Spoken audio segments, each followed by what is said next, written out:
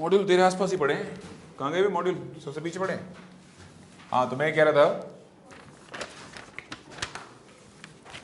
ठीक है भाई, लास्ट क्लास हमने पढ़ लिया भाई, जब भी एक line x axis y axis z axis साथ अल्फा बीटा गामा एंगल बनाए तो उसके डायरेक्शन कोसाइंस ये होते हैं। अल्फा बीटा मिनिमम 0 से पाई हो सकता है। एक्स एक्सिस के डायरेक्शन कोसाइन तुम्हारे निकलवाए थे, क्वेश्चन नंबर मेरे ख्याल से ये था 2। क्वेश्चन नंबर 2 में आपको करवाया लास्ट क्लास में मैंने। एक्स एक्सिस की डायरेक्शन कोसाइन 1 0 0, वाई एक्सिस की डायरेक्शन कोसाइन 0 1 1 सॉरी 0 1 0 और जेड एक्सिस की डायरेक्शन कोसाइन, ठीक है। उसके बाद सपोज अच्छा डायरेक्शन कोसाइंस अगर किसी लाइन के पता हो तो हम क्या कर सकते हैं, हम उसका यूनिट वेक्टर निकाल सकते हैं। क्या निकाल सकते हैं बेटे? अच्छा एक बात बताओ, अगर अपने को सपोज करो किसी लाइन के एंगल पता है 45 डिग्री 45 डिग्री और 90 डिग्री, सपोज करो कोई लाइन 45 डिग्री और 90 डिग्री का एंगल बना रही है, तो उसके डायरेक्शन कोसाइंस कितने होंगे? cos 45 यानी 1/√2, यानी कि cos 45 अगेन 1/√2 और cos 90 कितना? 0। तो यानी कि n कैप कितना निकल आएगा? 1/√2 i कैप, 1/√2 j कैप और प्लस 0 k कैप।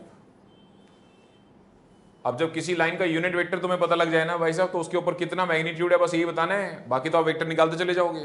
ठीक है जी, चले स्टार्ट करते हैं। नेक्स्ट हेडिंग लिखो डायरेक्शन रेशियोज। ये लास्ट क्लास की समरी थी डायरेक्शन कोसाइन। और याद रखना जैसे कि मैग्नीट्यूड ऑफ यूनिट वेक्टर 1 होता है, ऐसे ही ये l² + m² + n² क्या आएगा यहां से निकल के 1, क्या है वो भी कंडीशन। चलिए खैर आज उतनी डिटेल में यूज नहीं है उन सब चीजों का,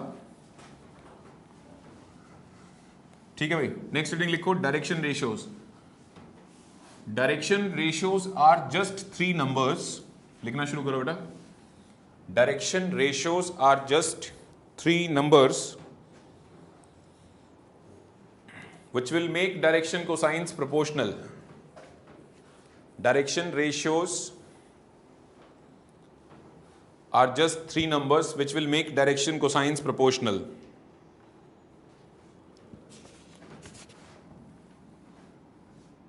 They are generally denoted by ABC. They are generally denoted by ABC. They are generally denoted by what? A, B and C.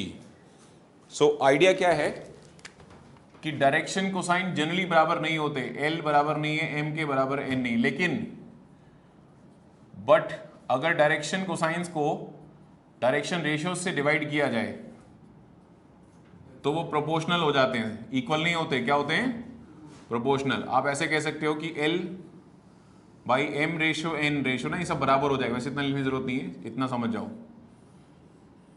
अब यहां से बताओ जल्दी से l किसके आएगा? इक्वल। अगर मैं इसको इक्वल टू क्या ले लूं? लैम्डा। अच्छा इस पर जरा बाद में चलते हैं, पहले आपको समझा दूं ना थोड़ा कॉन्सेप्चुअली।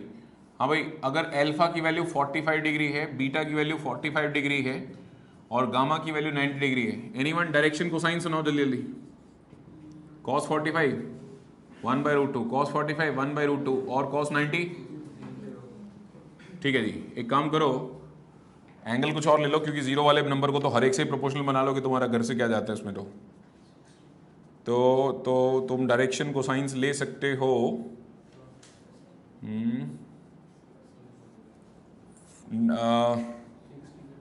60 ले लूं? ऐसे नहीं ले सकते ना डायरेक्शन, जो लास्ट क्लास में नहीं थे वही बोला। कौन बोला इसको? लास्ट क्लास में जो बच्चा था उसे पता है कि ऐसे नहीं ले सकते। इसके लिए क्या करना पड़ता है, आपको क्या कहते हैं, जो डायरेक्शन कोसाइंस के स्क्वायर्स का सम है वो क्या आना जरूरी होता है? 1। जैसे इसका आ रहा होगा देखो 1/√2 और 1/√2 का स्क्वायर कितना आ रहा है? 1/2 ये 1 और ये हाँ सही, हाफ प्लस हाफ कितना हो जाएगा? 1। ये भाई होना जरूरी है, ऐसे कुछ भी एंगल चिपका दो, ऐसे नहीं चलता डीसी के नाम पे। ठीक है जी, अब मेरी बात सुनो। मान लो चलो ये ले लेते हैं, मान लो सम हाउ डायरेक्शन कोसाइंस आए हुए हैं तुम्हारे 1/3 2/3 और -2/3। चेक करना sum of squares of direction cosine क्या आएगा? 1/9 4/9 4/9 4 + 4 8 + 1 9/9 1 आ रहा है, सही है, डीसी है। क्या ये तीनों बराबर हैं? बिल्कुल नहीं, इनकी शक्ल बता रही है बराबर नहीं है। लेकिन अगर मैं इस नंबर को तुम्हारे 1/3 को डिवाइड कर देता 1/3 से और 2/3 को डिवाइड कर देता मैं किससे? 2/3 से, और -2/3 को डिवाइड कर देता 2/3 से, -2/3 से, तो ये सारी कहानी क्या निकल के आ जाती? 1/1 1/1 1/1। चेक करो सही लिखा है। इसका मतलब ये तो डायरेक्शन कोसाइन थे, ये तो मुझे पता था कि मेरे डायरेक्शन कोसाइन है, तो ये चमत्कारी नंबर कौन है? वेरी गुड, ये डायरेक्शन, और ये कौन है? Direction cosine. कोई डाउट? और ऐसा नहीं है कि देखो डायरेक्शन कोसाइन तो किसी लाइन के हमेशा यूनिक होते हैं, किसी भी लाइन के डायरेक्शन कोसाइन हमेशा क्या होते हैं, लेकिन किसी लाइन के डायरेक्शन रेशियोज यूनिक होंगे ये जरूरी नहीं है। मैं तुम्हें इसी के अंदर एक और रेफरेंस सेट करके देता हूं। मान लो मैं 1/3 को डिवाइड करता हूं सिर्फ क्या कहते हैं अपना 1/3 को मैं डिवाइड करता हूं, सपोज करो मुझे यहां सपोज करो 2 बनाना है, तो मैंने यहां 1/6 ले लिया, चेक करो 2 बन जाएगा, और 2/3 अपॉन 1/3 ले लेता हूं, तो देखो ये भी 2 बन जाएगा, और -2/3 को डिवाइड कर लेता हूं मैं सिर्फ -1/3 से, अभी सारे कितने हो जाएंगे? 2 = 2 = 2 हो जाएगा। इसका मतलब फिर से एक चमत्कारी चीज समझने की जरूरत है कि ये भी क्या है? अरे तो कमाल की बात है, डायरेक्शन कोसाइंस यूनिक होते हैं लेकिन डायरेक्शन रेशियोज यूनिक हो ये जरूरी नहीं है। करो इस बात को ना कॉपी करो। फॉर एग्जांपल ये, और नीचे रिमार्क लिखना, direction cosines are always unique but direction ratios, ऐसे नहीं बोलना इनफाइनाइट होते हैं, बोलना डायरेक्शन रेशियोज में बी मोर देन 1। नीचे कॉपी कर लो पूरा, फिर रिमार्क लिखना है, direction cosines of a line is always unique.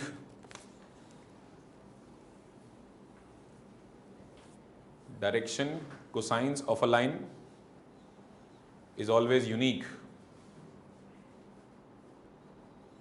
Direction cosines हमेशा यूनिक होते हैं, but for a particular line,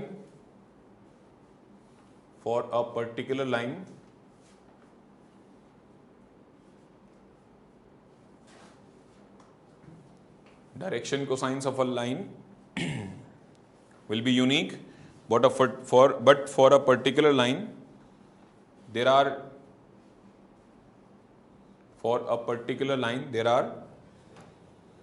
more than one pair. There are more than one pair is available. किसी भी लाइन के लिए डायरेक्शन रेशियोज एक से ज्यादा अवेलेबल होते हैं। अब तुम्हारी मर्जी, तुम किसके साथ काम करना चाहते हो। नेक्स्ट सेटिंग लिखो, कर लो कॉपी कर लो।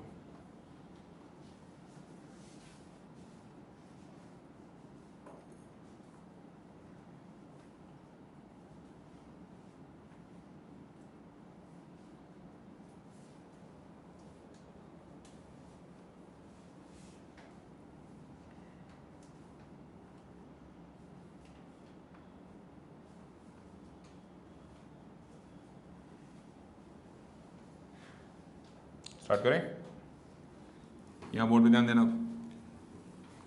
नेक्स्ट सेटिंग लिखो, how to find direction ratios. How to find direction ratios. Direction cosine निकालने के तो फॉर्मूले तुम्हें आते हैं, आज डायरेक्शन रेशियोज भी निकालना सीखो। How to find direction ratios. Tell me one thing, अगर ये x1 y1 z1 है और ये x2 y2 z2 है, अच्छा चलो ये तो डायरेक्ट फॉर्मूला मैं लिख देता हूं वैसे तो। हाँ भाई, इस लाइन, इस वेक्टर का नाम, इस वेक्टर को कैसे निकाला जाएगा? PQ वेक्टर कितना? x2 - x1 i cap, y2 - y1 j cap और z2 - z1 k कैप। अगर तुम रटना चाहो तो रट लो directly. Coefficients of I, J, K will be direction ratios.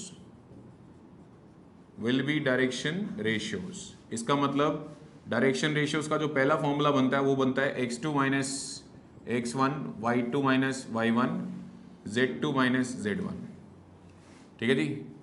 तो इसका मतलब रिमार्क में आ गया, आज के बाद अगर किसी वेक्टर के डायरेक्शन रेशियोज पता है, if direction ratios of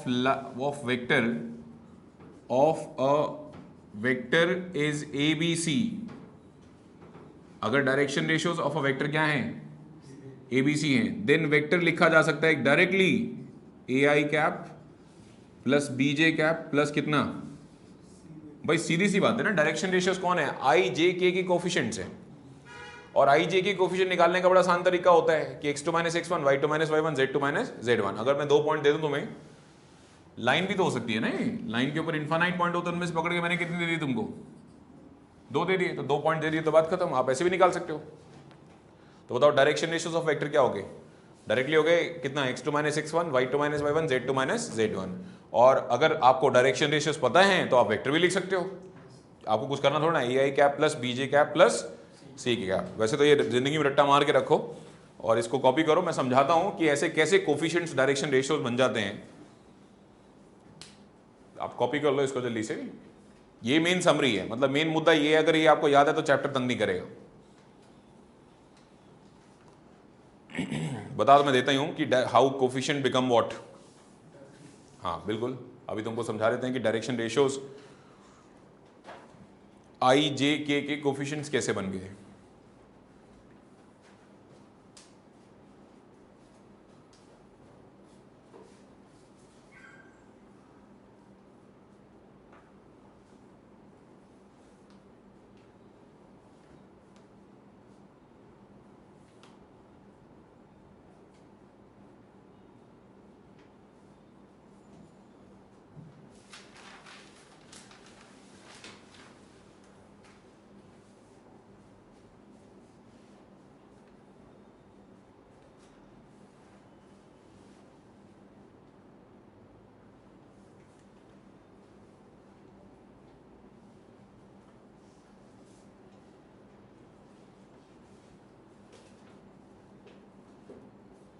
हम स्टार्ट करें।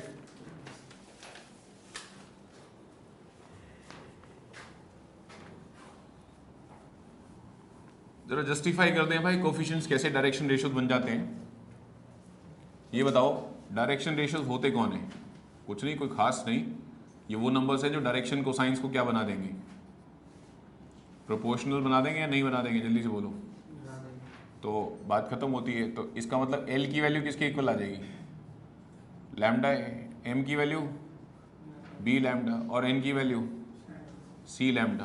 तुम्हें अंदाज़ा है कि L square plus M square plus N square की वैल्यू क्या होती है, बिल्कुल 1 होती है। तो इस हिसाब से तो lambda square A square plus lambda square B square plus lambda square कितना, बिल्कुल ठीक है जी, इक्वल टू व्हाट। और ये आ गया भाई तुम्हारा लैम्डा स्क्वायर कॉमन, यहाँ क्या रह जाएगा, A square plus B square plus कितना, और जैसे ही आप इसको ऐसे लिखते हो तो लैम्डा की वैल्यू आपको साफ साफ नज़र आएगी कि क्या आएगा, 1 upon root of what, A square plus B square plus कितना सी स्क्वायर, और साथ में प्लस माइनस। हाँ जी, जरा एन कैप के बारे में क्या जानते हो बताओ भाई, किसी वेक्टर का यूनिट वेक्टर कैसे लिखा जाता है। लेटेस्ट तरीका तो ये है, ये लास्ट क्लास में क्लोज किया था मैंने। लेटेस्ट तरीका ये है कि आपको डीसी पता तो वेक्टर लिख दोगे, लिखोगे ना। तो अब जल्दी से बताओ एन कैप इतना है तो एल की वैल्यू कितनी होगी, प्लस माइनस एल की वैल्यू कितनी होगी, ए लैम्डा, एम की वैल्यू कितनी होगी, बी लैम्डा, और ये ए लैम्डा बी लैम्डा जे कैप, और आखिरी में सी लैम्डा के कैप। ठीक है जी, आप सिंपल समझ सकते हैं बच्चे। अगर मैंने यहां पर लैम्डा की वैल्यू डाली तो ए आई बाई कितना, सबके नीचे एक ही नंबर आएगा ना। हाँ वो नंबर ही बता दो बस मुझे, तो 1 बाई प्लस माइनस भी आएगा साथ में ना। हाँ प्लस माइनस क्या, रूट ऑफ कितना, A square plus B square plus कितना। और जैसे ही मैं इसको क्रॉस मल्टीप्लाई करता हूं तो जो कॉन्सेप्चुअली पढ़ते आ रहे हैं शुरू से, जिन्होंने रिटर्न नहीं मारा, उन्हें समझ में आना चाहिए इस बात का कि सर ने कुछ नंबर इनटू डायरेक्शन लिखा है। I think it is a vector, number into नहीं, नंबर इनटू डायरेक्शन नहीं लिखा, तो नंबर इनटू डायरेक्शन, और पता नहीं कुछ रह गया, something A I cap plus minus क्या बी जे कैप, या प्लस माइनस चलो यहाँ भी लिख सकते हो तुम, सिंपल लगा लो, और प्लस कितना। आई थिंक क्वाइट क्लियर है, कुछ नहीं ना। ये क्या हो गया n, अरे वेक्टर ही हो गया ना, नंबर मैग्नीट्यूड मिल गया और डायरेक्शन पहले से ही है, तो n वेक्टर कितना आ जाएगा प्लस माइनस ए आई बी जे प्लस सी के, ये से एनी वन। अब आज दोबारा पूछा मैंने, मुझे डायरेक्शन रेशियो चाहिए, तो बच्चा कहता है सर ए बी सी चाहिए ना आपको, मैंने हाँ बिल्कुल वही चाहिए, ए बी सी चाहिए। बड़ा सिंपल है सर, जब आपके पास वेक्टर गिवन हो तो आप आई जे के क्या ले लो, मैंने भी तो वही लिखवाया तुमको, है ना। और अगर आपको वेक्टर ना गिवन हो, दो पॉइंट गिवन हो, क्या गिवन हो, तो वेक्टर निकाल लो। हाँ भाई वेक्टर निकालने का फॉर्मूला सुनो, x2 minus x1 y2 minus y1 z2 minus, वही तो लिखवाया है, ए बी सी कितना होगा, याद रहेंगे। अब एक चीज और बता दो मुझे प्यारे बच्चे, क्योंकि इसके आगे का रोड मैप यहां से सेट तभी होगा जब तुम इस बात को फाइनल करोगे, ठीक है जी। बेटा तू इधर आ जा, तू नहीं कैमरा ले लिया ना, सारी रिकॉर्डिंग बर्बाद हो जाएगी। चलो इधर आ जा जल्दी जल्दी, वहां से जाए, पहले एक बार हो चुका है ना, वो कुछ और ही रिकॉर्ड करता रहा, मैं कहीं और ही लिखता रहा, ठीक है जी। अभी मुझे चेक करना पड़ेगा, पता नहीं इसने हिला ना दिया हो, ठीक है कोई दिक्कत नहीं। स्टार्ट करते हैं। आप डिसाइड कर लें कि डायरेक्शन कोसाइन इजीली मिल रहे हैं, डायरेक्शन रेशियोज इजीली मिल रहे हैं, सोच लो।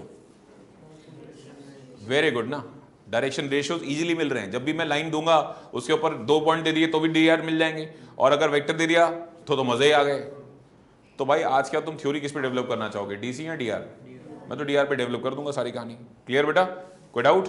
और जब तुम्हें डीआर छोड़ के कहां जाना हो तो यार ये रहे ना तुम्हारे, ये ना डिवाइड कर दो किससे, डीसी मतलब यूनिट वेक्टर ना। अगर एन वेक्टर इतना है तो उसका यूनिट वेक्टर कितना होगा, मैग्नीट्यूड से डिवाइड कर दो। जल्दी बोलो किससे डिवाइड करोगे, यही तो है ना, यहां से वापस चले जाना।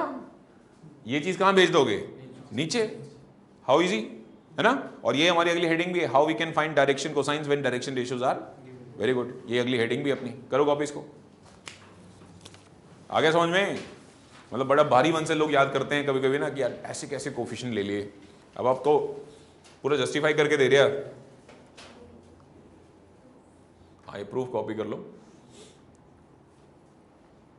तुम्हारे सामने सच में आई जे के कोफिशिएंट जो होंगे वही आपके डीआर्स माने जाएंगे।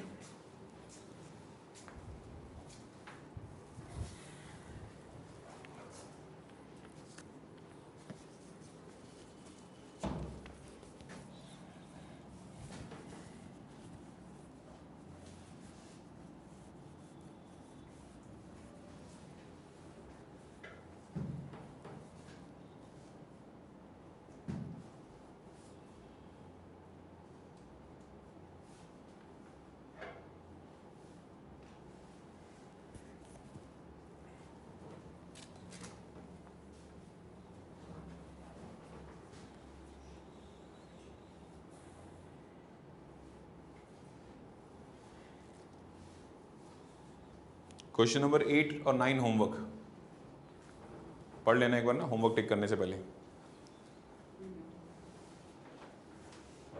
क्वेश्चन नंबर 8 का ए पार्ट क्या क्या गिवन क्या है, वेक्टर गिवन है, बोला डीआर निकालो। ओरल बोल देगा इंसान। हाँ भाई जिस जो वेक्टर गिवन है कितना 2i cap plus 3j cap plus 5k cap, उसकी डीआर क्या होने चाहिए 2 3 5। खत्म सवाल। इससे आसान क्या होगा। 8th क्वेश्चन में एक वेक्टर देके पूछ रहा है, इसके डीआर निकाल के दिखाओ।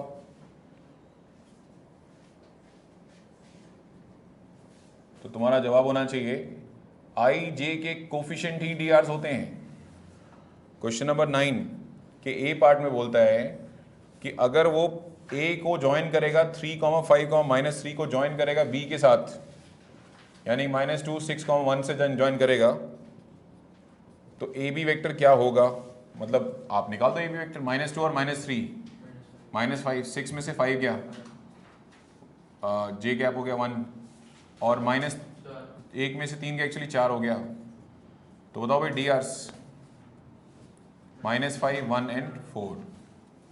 नेक्स्ट हेडिंग कॉपी कर लो दोनों question.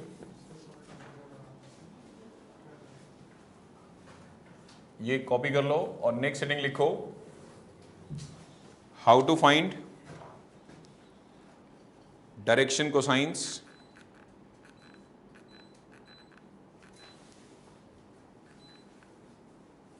when direction ratios are given.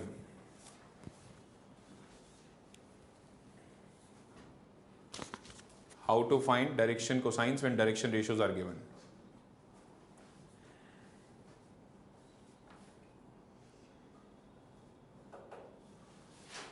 Step number 1, find the direction ratios या राइट डायरेक्शन रेशियोज, ऐसे लिख दो, राइट डायरेक्शन रेशियोज. अगर तुमको सच में डायरेक्शन रेशियोज पता है तो लिखो पहले, write direction ratios. Step number 2, find root of A square plus B square plus C square. पहला स्टेप क्या है कि डायरेक्शन रेशियोज लिखो. दूसरा स्टेप क्या है कि root of A square plus B square plus C square find करो. तीसरा स्टेप क्या है? हाँ भाई, डायरेक्शन को साइन कैसे आएंगे? अरे कुछ नहीं, ए को डिवाइड कर दो किससे? A square plus B square plus C square से. ऐसे ही दूसरा डायरेक्शन को साइन जो वाई एक्सेस का होता है अलॉन्ग होता है वो क्या आएगा? बी अपॉन कितना? Root of A square plus B square plus C square. और सी कितना, सॉरी एन कितना आएगा? C upon root of A square plus B square plus C square. Discussion अपना पहले हो चुका है कि अगर एन वेक्टर गिवन है A I cap plus B J cap plus C K cap, तो एन कैप निकालने के लिए हर हालत में इंसान किससे वेक्टर को डिवाइड करेगा? किससे? तो मैं भी तो वही कर रहा हूं. मेरा मैग्नीट्यूड ही क्या निकल के आएगा? सोच लो, इसकी शक्ल देख के सोच लो मेरा मैग्नीट्यूड क्या निकल के आएगा. तो वो मैंने किया. ठीक है जी. आई थिंक इस पर ज़्यादा डिटेल नहीं जानी चाहिए, अपने को सिर्फ कॉन्सेप्ट पता होना चाहिए. अगला क्वेश्चन आ जाओ. क्वेश्चन नंबर पकड़ लो जल्दी से. हाँ जी, एक पकड़ लो आप. क्वेश्चन नंबर 11 बोलता है 11 के सी पार्ट में ए को बी से ज्वाइन किया. ठीक है जी, ए को बी से ज्वाइन किया तो ये हो गया जी, ए और बी ज्वाइन हो गए. और ज्वाइन करने के बाद बोलता है डायरेक्शन कोसाइंस निकालो, direction ratios and direction cosine निकालो. तो किसकी direction cosine? A to B है ना. हाँ, तो ए बी वेक्टर कितना आ गया? -7 और +4 कितना हो गया? -3i, -2 और -2 -4j, और 3 में से 3 गया 0 के. सो एनी वन बेटा, ए की वैल्यू कितनी? -3, बी की वैल्यू कितनी? -4 और सी की वैल्यू कितनी? 0. तो root of A square plus B square plus C square बोलो जल्दी से.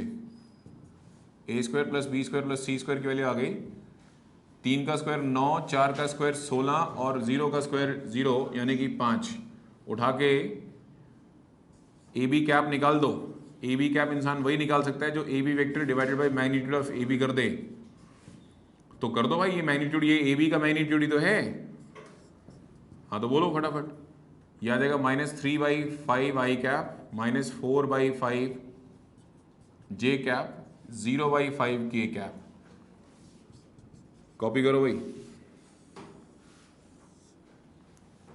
क्वेश्चन नंबर 10 खत्म, क्वेश्चन नंबर 11 खत्म. Homework question number 10, question number 11.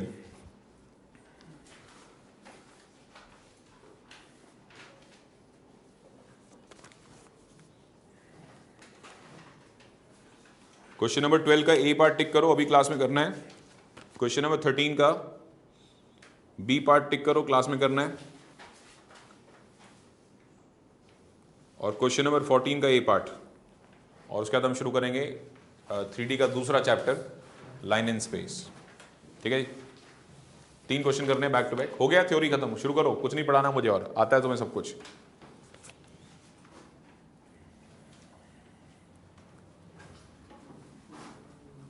Theory wise तुम्हारा चैप्टर खत्म हो चुका है. DRDC आज खत्म. मिटा दो ये.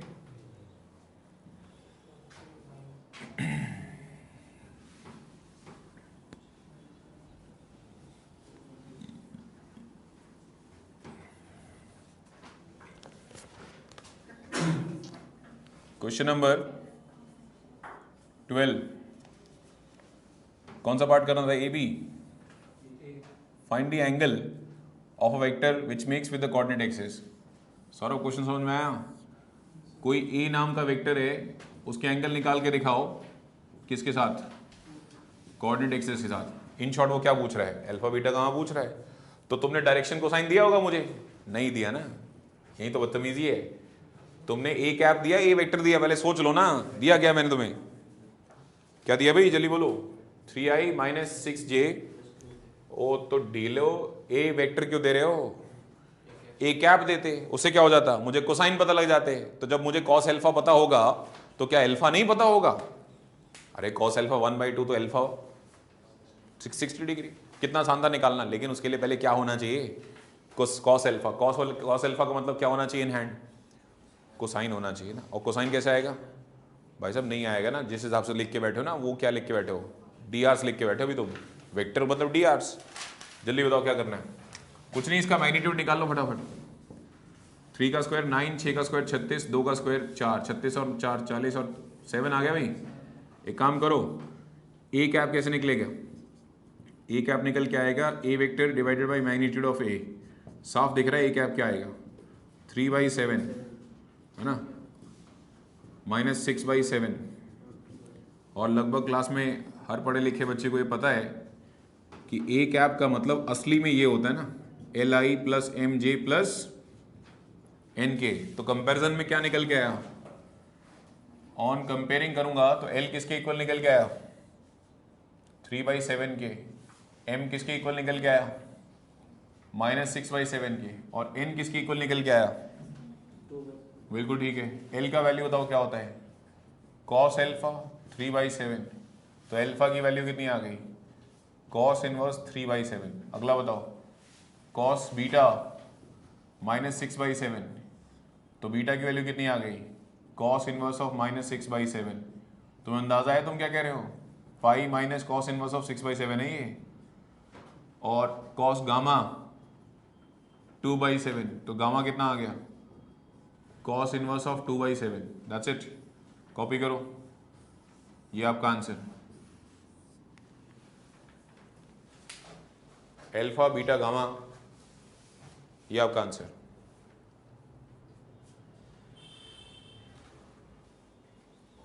अरे मुझ गरीब का पंखा चला दो भाई, हैं अपने अपने पंखे इसी चला के बैठे।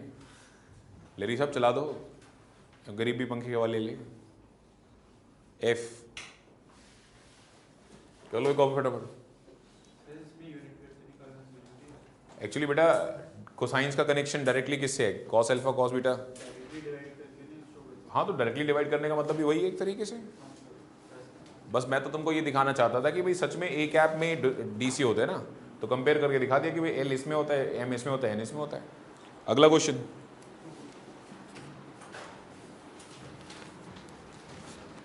नेक्स्ट क्वेश्चन है,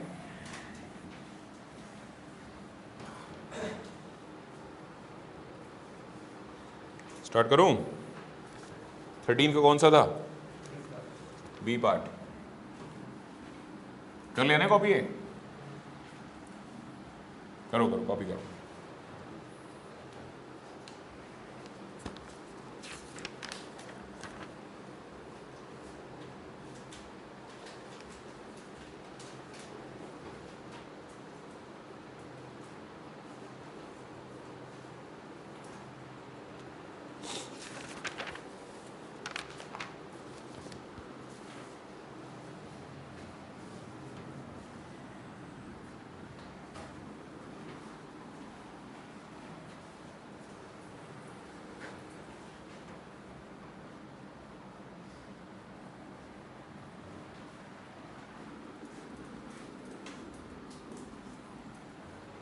लिखो जी, 13th क्वेश्चन कौन सा पार्ट, बी।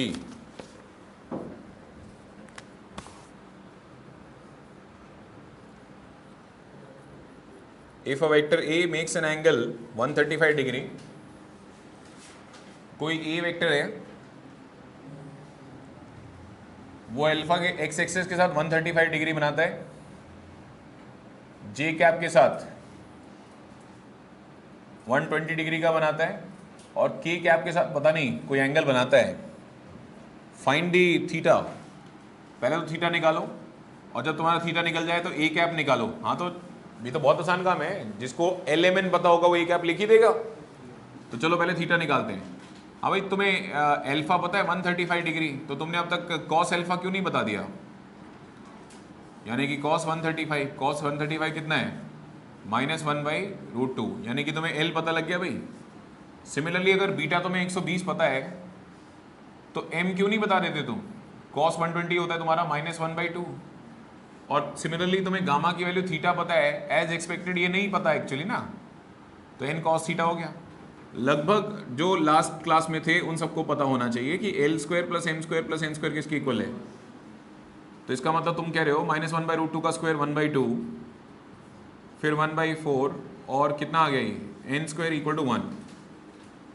अभी n² हो गया -1/2 -1/4, n² की वैल्यू 4 और 2 का एलसीएम 4, और ये कितना आ जाएगा 4 - 2 - 1, n² की वैल्यू कितनी आएगी?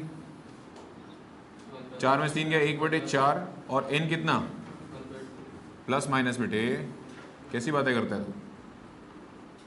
जब तेरे को हाँ भाई n इतना आ गया तो इसका मतलब इनडायरेक्टली cos थीटा इतना आ गया, तो थीटा की वैल्यू क्या आएगी?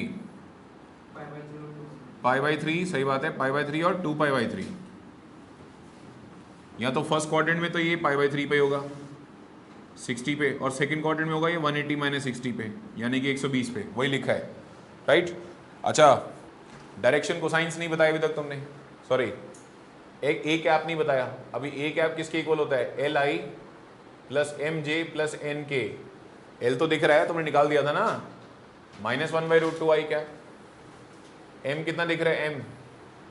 m दिख रहा है -1/2 j कैप, और n कितना दिख रहा है? n मुझे लग रहा है जरूरत से ज़्यादा ही दिख रहा है, ये देखो ना n। नहीं बेटे, 2 है ना ऑप्शंस, चेक करो पीछे 2 आंसर होने चाहिए इसके। हाँ तो एक ही में 2, और क्या 2 होंगे, ठीक है जी। Question number 14। जो लोग वेक्टर पढ़ के बैठे हैं उन्हें पता है 2 वेक्टर्स के बीच में एंगल निकालना बहुत आसान है। अगर डॉट प्रोडक्ट निकाल दो डायरेक्टली, अगर 2 वेक्टर्स का डॉट प्रोडक्ट पता हो तो 2 मिनट में उनके बीच में एंगल निकल के आता है। सवाल ये है कि डॉट प्रोडक्ट किसके बीच में होता है? जवाब ये है कि वेक्टर्स के बीच में भी होता है और यूनिट वेक्टर के बीच में भी होता है। जो तुम्हें बताओ, हम तो ये कहेंगे जो तुम्हारी श्रद्धा, ठीक है जी। अभी रुको कॉन्सेप्ट पढ़ाता हूं, लिखो angle between 2 vectors. Next heading है angle between 2 vectors. First take your time, copy करो इसको, क्योंकि ये अगर सब चीज़ें क्लियर होंगी तो 3D की स्पीड देखना तुम कितनी जल्दी जल्दी उड़ती है, और अगर ये ना क्लियर हो तो बच्चा चलने ही नहीं देता। इधर कुछ लिखा, सर ये कैसे आया, ठीक है जी। तो जिनके 4-5 के कॉन्सेप्ट क्लियर होते हैं उसको घूर के देख रहे होते हैं, और 4-5 के नहीं क्लियर होते उसकी सपोर्ट में खड़े हो जाते हैं, नहीं हमें भी नहीं पता ही कैसे आया। तो भाई अपने ना कॉन्सेप्ट स्ट्रॉन्ग रखो। ये मिटा दूं?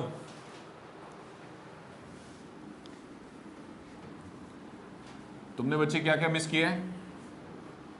तुमने सारा वेक्टर रिकॉर्डेड है पूरा टोटल, असाइनमेंट लेके बैठना, लेकिन जब उसमें देखोगे टीवी में सिंपल काम करना है, बस अपने स्लॉट्स फिक्स कर लेने हैं किशन सर के साथ, ठीक है। उसके बाद आपको कोई परेशानी नहीं है, अपना आके टीवी ऑन किया और सारा चैप्टर देख लो एज इट इज, ठीक है। चलिए जी स्टार्ट करते हैं। हेडिंग क्या है? एंगल बिटवीन, हाँ भाई शशांक राक्षस, A1 B1 C1 इसके DRs हैं, लिखो केस 1। अरे राक्षसों सुनो जल्दी मेरी, when DRs are given, हाँ भाई केस 1 क्या है? जब हमें क्या पता हो, अरे तो जब तुमको DRs पता होंगे तो मुझे तो नहीं लगता कि तुम वेक्टर नहीं लिखोगे। कितना आएगा जल्दी बोलो? A2i B2j C2k, और जल्दी सुनाओ N1 वेक्टर क्या आ जाएगा? सही है, A1i प्लस, और याद करो अपना पिछला चैप्टर, अगर तुम्हें 2 वेक्टर्स पता हो उनके बीच में कोई एंगल पूछ रहा हो तो यार ये बदतमीजी की हद है। बताओ आंसर बताओ, ओरल कितना? कॉस इनवर्स, जिन वेक्टर्स के बीच में एंगल है उनका डॉट प्रोडक्ट, और उनका मेरे ख्याल से कोई कंफ्यूजन है ही नहीं दिमाग में किसी के भी। लेकिन आज लेटेस्ट आया कुछ निकल के, हाँ जी रुको, लेटेस्ट निकल के आया भैया, डीसी भी तो है, डीसी भी तो पढ़ लिया। कभी कभी किस्मत बहुत अच्छी होती है, डीसी मिल जाते हैं, मतलब तुम निकलते तो जनरली तो डीआर ही पता होते हैं, डीसी तो खुद ही निकालने पड़ते हैं, बट समटाइम क्या पता होते हैं। मेरे को सिर्फ इतना बताओ, इन दोनों वेक्टर्स के बीच में एंगल कितना है? थीटा है। इनको और एक्सटेंड कर लूँ तब भी वो एंगल क्या रहेगा, और कम कर लूँ तो मैंने इनको इतना कम कर दिया इन दो वेक्टर्स को इतना कम कर दिया कि सिर्फ अब यूनिटी रह गया मेरे हाथ में। अरे वो पूरे पूरे थे ना, अभी क्या रह गया? सिर्फ यूनिट वेक्टर। यूनिट वेक्टर का ही दूसरा नाम क्या है? डीसी, डायरेक्शन कोसाइंस ना। एक बात बताना, अभी एंगल निकलेगा? अरे उतना ही निकलेगा जितना पहले था। जब तुम बढ़ा रहे हो तो एंगल नहीं डिस्टर्ब हो रहा, तो कम करने से भी तो एंगल डिस्टर्ब नहीं होना चाहिए ना। तो केस 2 क्या है अपना? हाँ वेरी गुड ना, केस 2 लिखो भाई। Case 2 when direction cosines are given. मान लें कि ये दो वेक्टर हैं और इनके डायरेक्शन कोसाइन आ गए हैं L1 M1 N1 और L2 M2 N2। हम कौन सा वेक्टर निकाल पाएंगे इसके ऊपर? नहीं, वेक्टर नहीं निकाल पाएंगे, यूनिट वेक्टर निकाल पाएंगे। क्या निकाल पाएंगे? तो वही आन दो। अभी बोलो N1 कैप कितना? L1 I cap, M1 J cap, N1 K cap. अबे दुखी आत्मा तो नहीं क्लास में कोई कल को रोएगा सर ये भी N1 ये भी N। छोटे बच्चे रोते हैं यार, तुमको पता नहीं वो वेक्टर का नाम है और ये कौन है? ये कोसाइन है। दोनों का अपना अपना अलग अलग सिग्निफिकेंस है। बाकी तुम चाहो तो मैं सिंबल चेंज कर देता हूँ। लो इसका नाम रख लेता हूँ अल्फा कैप और इसका नाम रख लेता हूँ मैं बीटा कैप और ये वेक्टर का नाम हो जाएगा अल्फा वेक्टर। तो अल्फा वेक्टर की डायरेक्शन अल्फा कैप और बीटा वेक्टर की डायरेक्शन बीटा वेक्टर कैप। तो बीटा कैप क्या आएगी? L2I M2J N2K। चलो सुनाओ फॉर्मूला। सौरभ वही है पुराना वाला फॉर्मूला घिसा बेटा देख, लेकिन कुछ नया आने वाला है। आंखें बोर्ड पे ध्यान दो। ऊपर क्या आता है? डॉट प्रोडक्ट ही तो है। तो जिनका जो इन वेक्टर्स के जो एंगल निकालना है उनका डॉट प्रोडक्ट, यानी कि N1 cap sorry alpha cap dot और डिवाइड बाई इनके जो स्मार्ट लोग होते हैं वो फॉर्मूला यहां नहीं छोड़ते। वो कहते हैं सर फॉर्मूला ये हो जाएगा। मैंने कहा बेटा वो नीचे वाले कहां भेज दिए? सर कैसी बातें करते हो? जिसके ऊपर कैप लगा दिया तो वो तो यूनिट वेक्टर हो गया, और जो यूनिट वेक्टर होगा उसका मैग्नीट्यूड ही क्या होता है? 1। अब आप लिख के क्यों टाइम खराब कर रहे हो उसको? समझे? हाँ जी, फॉर्मूले सुनो। फॉर्मूला कौन सा प्यारा है, ये वाला या ये वाला? Look wise which formula is more beautiful? बेटे ये खतरनाक है। यहाँ तक पहुँचने के लिए बट इन हैंड होने भी क्या चाहिए? L1 मतलब DC होने चाहिए। और तुम खुद क्लास में थोड़ी देर पहले एक्सेप्ट कर चुके हो कि सर सबसे आसानी से तो क्या मिलेंगे? तो जितना भी गंदा भद्दा हो वही लगाओ। ठीक है जी, ये तो बहुत लक की बात है कि तुम्हें DC मिल गए। ठीक है जी, तो शुरू करेंगे क्वेश्चन नंबर 14 का। कौन सा पार्ट? कौन सा? हाँ शुरू हो जाओ अपने आप।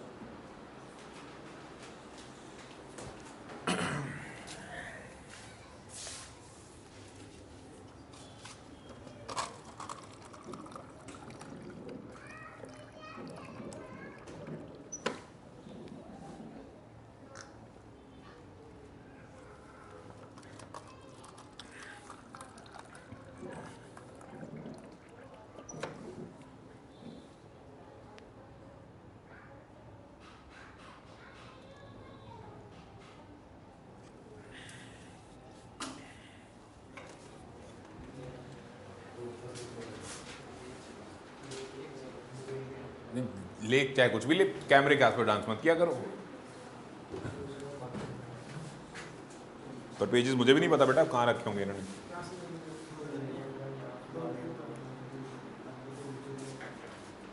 अरे ये मेरी कॉपी में से निकाल लेना यार, ये इतनी सारी कॉपी इनमें से निकाल ले किसी में से। अभी मैं करके दिखाऊंगा अगला क्वेश्चन। क्या हो गया? खत्म? खत्म तो है यार। अब तो दो फॉर्मूले जिसको पता वो कर नहीं लेगा भाई। तू कॉपी लेके चल दिया। मैंने इसको उंगली पकड़ाई है और मेरा घर बाहर उठा के चल दिया। मैंने कहा कॉपी में से ले ले, बताओ कॉपी ले गया। कह रहा वहीं फाड़ फाड़ के रखता रहूंगा इसको। और मेरे लिखे हुए पेज मत फाड़ दिया तू। बड़ी मेहनत से मतलब मन करता है। भाई देखो तुम्हारी लाइफ में स्टडी करना तुम्हारा एजेंडा ही है। मतलब समहाउ रोते पीटते तुम स्टडी कर लेते हो। मेरी एज में पढ़ाई करना थोड़ा अजीब होता है। ठीक है नहीं, इधर बच्चे पढ़ रहे होते हैं, मैं भी साथ में पढ़ रहा होता हूँ। तो वो बोले पापा आपकी पढ़ाई हो गई? ठीक है जी। अब एंट्रेंस को इतने सालों पहले छोड़ा था तो आज उसको रिकॉल करना भी तो आसान काम नहीं है ना। किताबें लेके मुझे भी बैठना पड़ता है। तो मेरे पन्ने मत फाड़ दो भाई, नहीं तो सारे एक एक लिखवाऊंगा तुझसे बता रहा हूँ मैं। एक तो अच्छी हैंड राइटिंग नहीं है मेरी, ऊपर से पेज फाड़ दे दो मेरे। भाई कराना मुझे 14 डीआर पता है, डीआर सी पता है ना? Find the angle between lines whose direction ratios are what. अच्छा भाई ये लैंग्वेज लेके बच्चा कई बार ना मेरे पास अलग से आ जाता है। सर देखो उसने बोला find the angle between the lines whose direction ratios, नहीं बोला,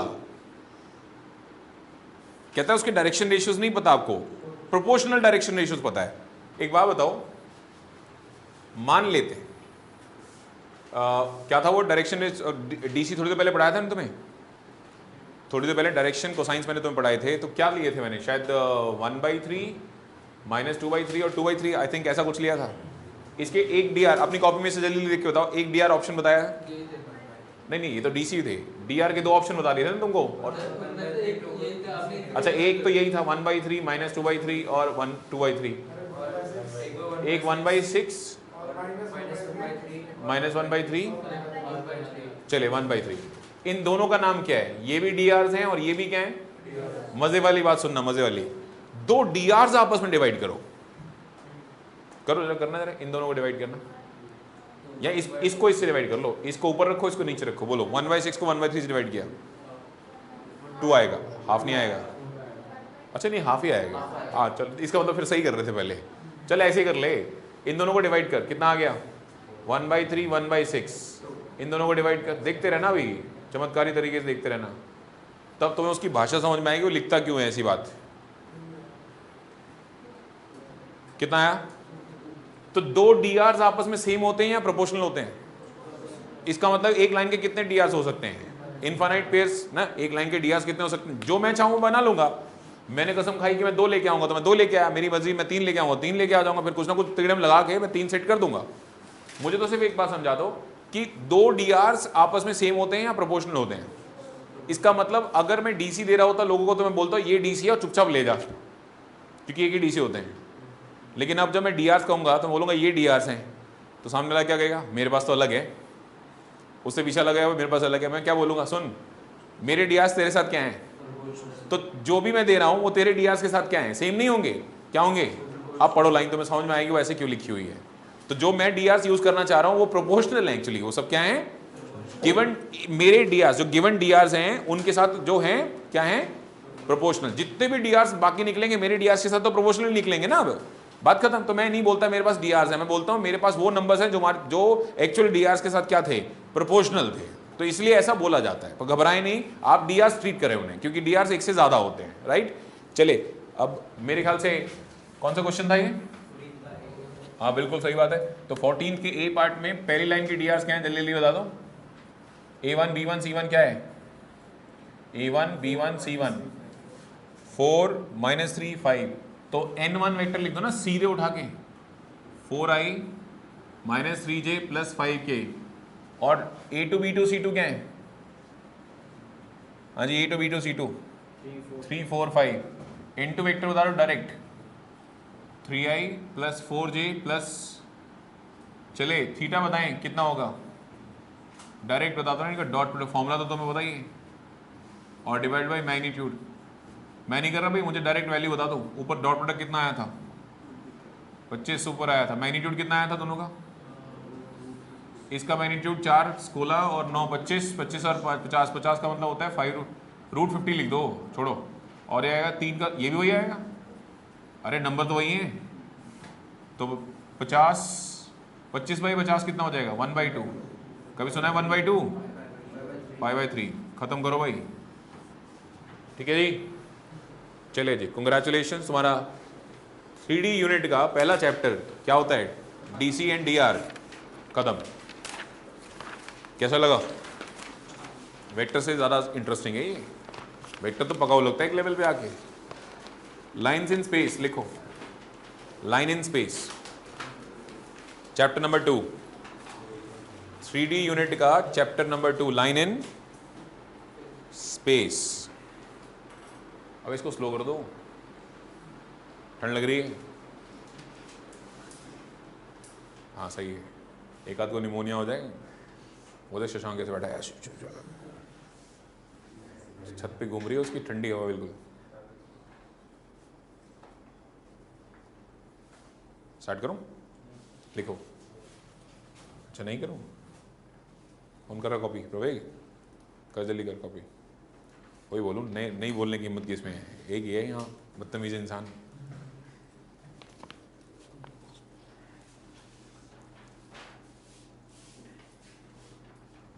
तो किसी मास्टर की इज्जत करता है कि नहीं करता, सही बता है भाई। सारे टीचर्स को ये अपने मतलब ये समझ लो चाचा का लड़का समझता है ये, इसके साथ दिक्कत ये है, किसी की इज्जत नहीं करता, उनसे बात भी ऐसे ही करेगा जाके, इस बोला हाँ भाई लास्ट क्लास में नहीं आया तो क्या हो गया, ठीक है जी, मतलब हद ही होती है। बता दूँ ये